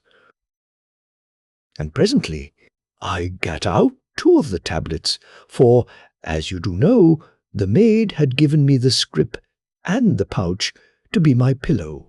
so that I had power to come at these matters without awaking her. But for her own part, as I did learn after, she had used her torn garments to be for a pillow, yet had made no explaining, as you do mind, and surely this was one of her naughty whimsies. And mayhap she had been so full of a playful happiness as doth take the heart betimes, that she had made a little mystery where there did be no mystery, and this but to release her joy, and so to say masterful things unto me out of her impudence, and afterward had meant that she tell me, but yet was gone unto slumber ere that she did mind her. Yet since that time a new thought hath come unto me, that she did mean in the first that she should come into mine arms to sleep, and thereby need no pillow. But afterward it may hap that she saw with a sudden olden wisdom, all in one moment, and afterward did act lovingly, yet with understanding, and so did change from her intent, yet with no improperness of modesty, but only with a niceness of sense, which she did make no talk of, but yet did have. And surely, how oft is a man thus wisely ordered, unknowing? And to cease from these thinkings, and to go forward, I eat 2 of the tablets, and afterward made some of the water. And though the fizzing of the water waked the maid, and I knew that she reached out very sudden to me, but afterward knew in a moment what did make the sound, and that I did be up and making ready for the journeying. And she gat up in the darkness, and said my name, and came unto me, and kissed my forehead in the dark, and immediately she ran her hands gently downward of my left arm, and when she came to the cup she took it from me, and slapped my hand very dainty. And afterward I knew that she took a sip from the cup, and then did turn that side to me, and so gave me to drink, and did scold me that I had not waked her to tend to my needs, for surely she did be mine own, to have her duties to me. And after that I had drank, she took the cup, and did finish it, and she gate 2 of the tablets, as I did think, and came afterward, and sat upon the rock to my side, and did nestle somewhat against mine armour, and took mine arm, and set it about her, and so did make to eat. But first she put her tablet unto my lips in the dark, that I should kiss it, and surely this was an olden way of me doth my beautiful one, so that I did be all shaken of the heart. And I kissed the tablet, and immediately she nestled unto me, and did begin to eat. And truly it was as that eternity had been rolled backward, for I had discovered the soul of mine olden love in this dainty maid to my side. Yet in looks had Meerdath been of an utter differing, but in verity Nani was wondrous lovely. But though I to be so stirred, I did be silent, for my heart was very full of memory. And as the maid eat, she slipped her fingers between mine, curling them softly, and surely her fingers did be very little, and she stirred mine olden memories again in this thing. And surely I was dumb before my memory, and presently she put up the second tablet, as I did think that I should kiss it, and I kissed it as before. Yet, ere she did begin again to eat, I did wot suddenly that she hid some intent from me, and I caught her hand very quick in the dark, and her fingers did close upon the tablet, very guilty, so that I perceived that I had guessed aright. And I opened her fingers, and I found that there did be but the half of a tablet within her hand. And surely she had taken but that one tablet, and had given me the one end to kiss, and afterward the other, so that I should suppose she did eat 2 proper and complete tablets. And I perceived that she had done this thing secretly, being minded that if she eat always but one tablet, then should I never lack, even if that we did be over long coming unto the mighty pyramid.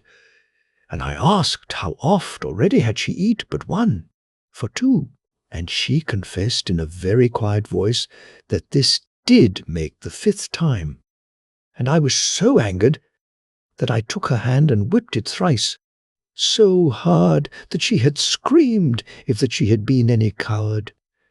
And she said nothing to me, neither went away, and she began again to eat the half of the tablet, and did eat it from the other hand, as I to be aware, because that her left hand did be hurt. And she wept not, but was very quiet by me, and presently I knew that she kissed the whipped hand secretly in the dark. And afterward I put mine arm again about her, and she did be there in it, very sober and happy. And when she had made an end of the 1st tablet, I gave her the 2nd, and she eat it very quiet and content. And presently I talked with her, and showed her how that this thing did hurt my heart, even as she had been hurt, that I did be cold garmented, the while that she did be warm. And I showed her the wickedness that she had done, that she did play so foolish with her life and strength, and well might she be weak, and all alack. Yet did I think a little sweet impudence came into her,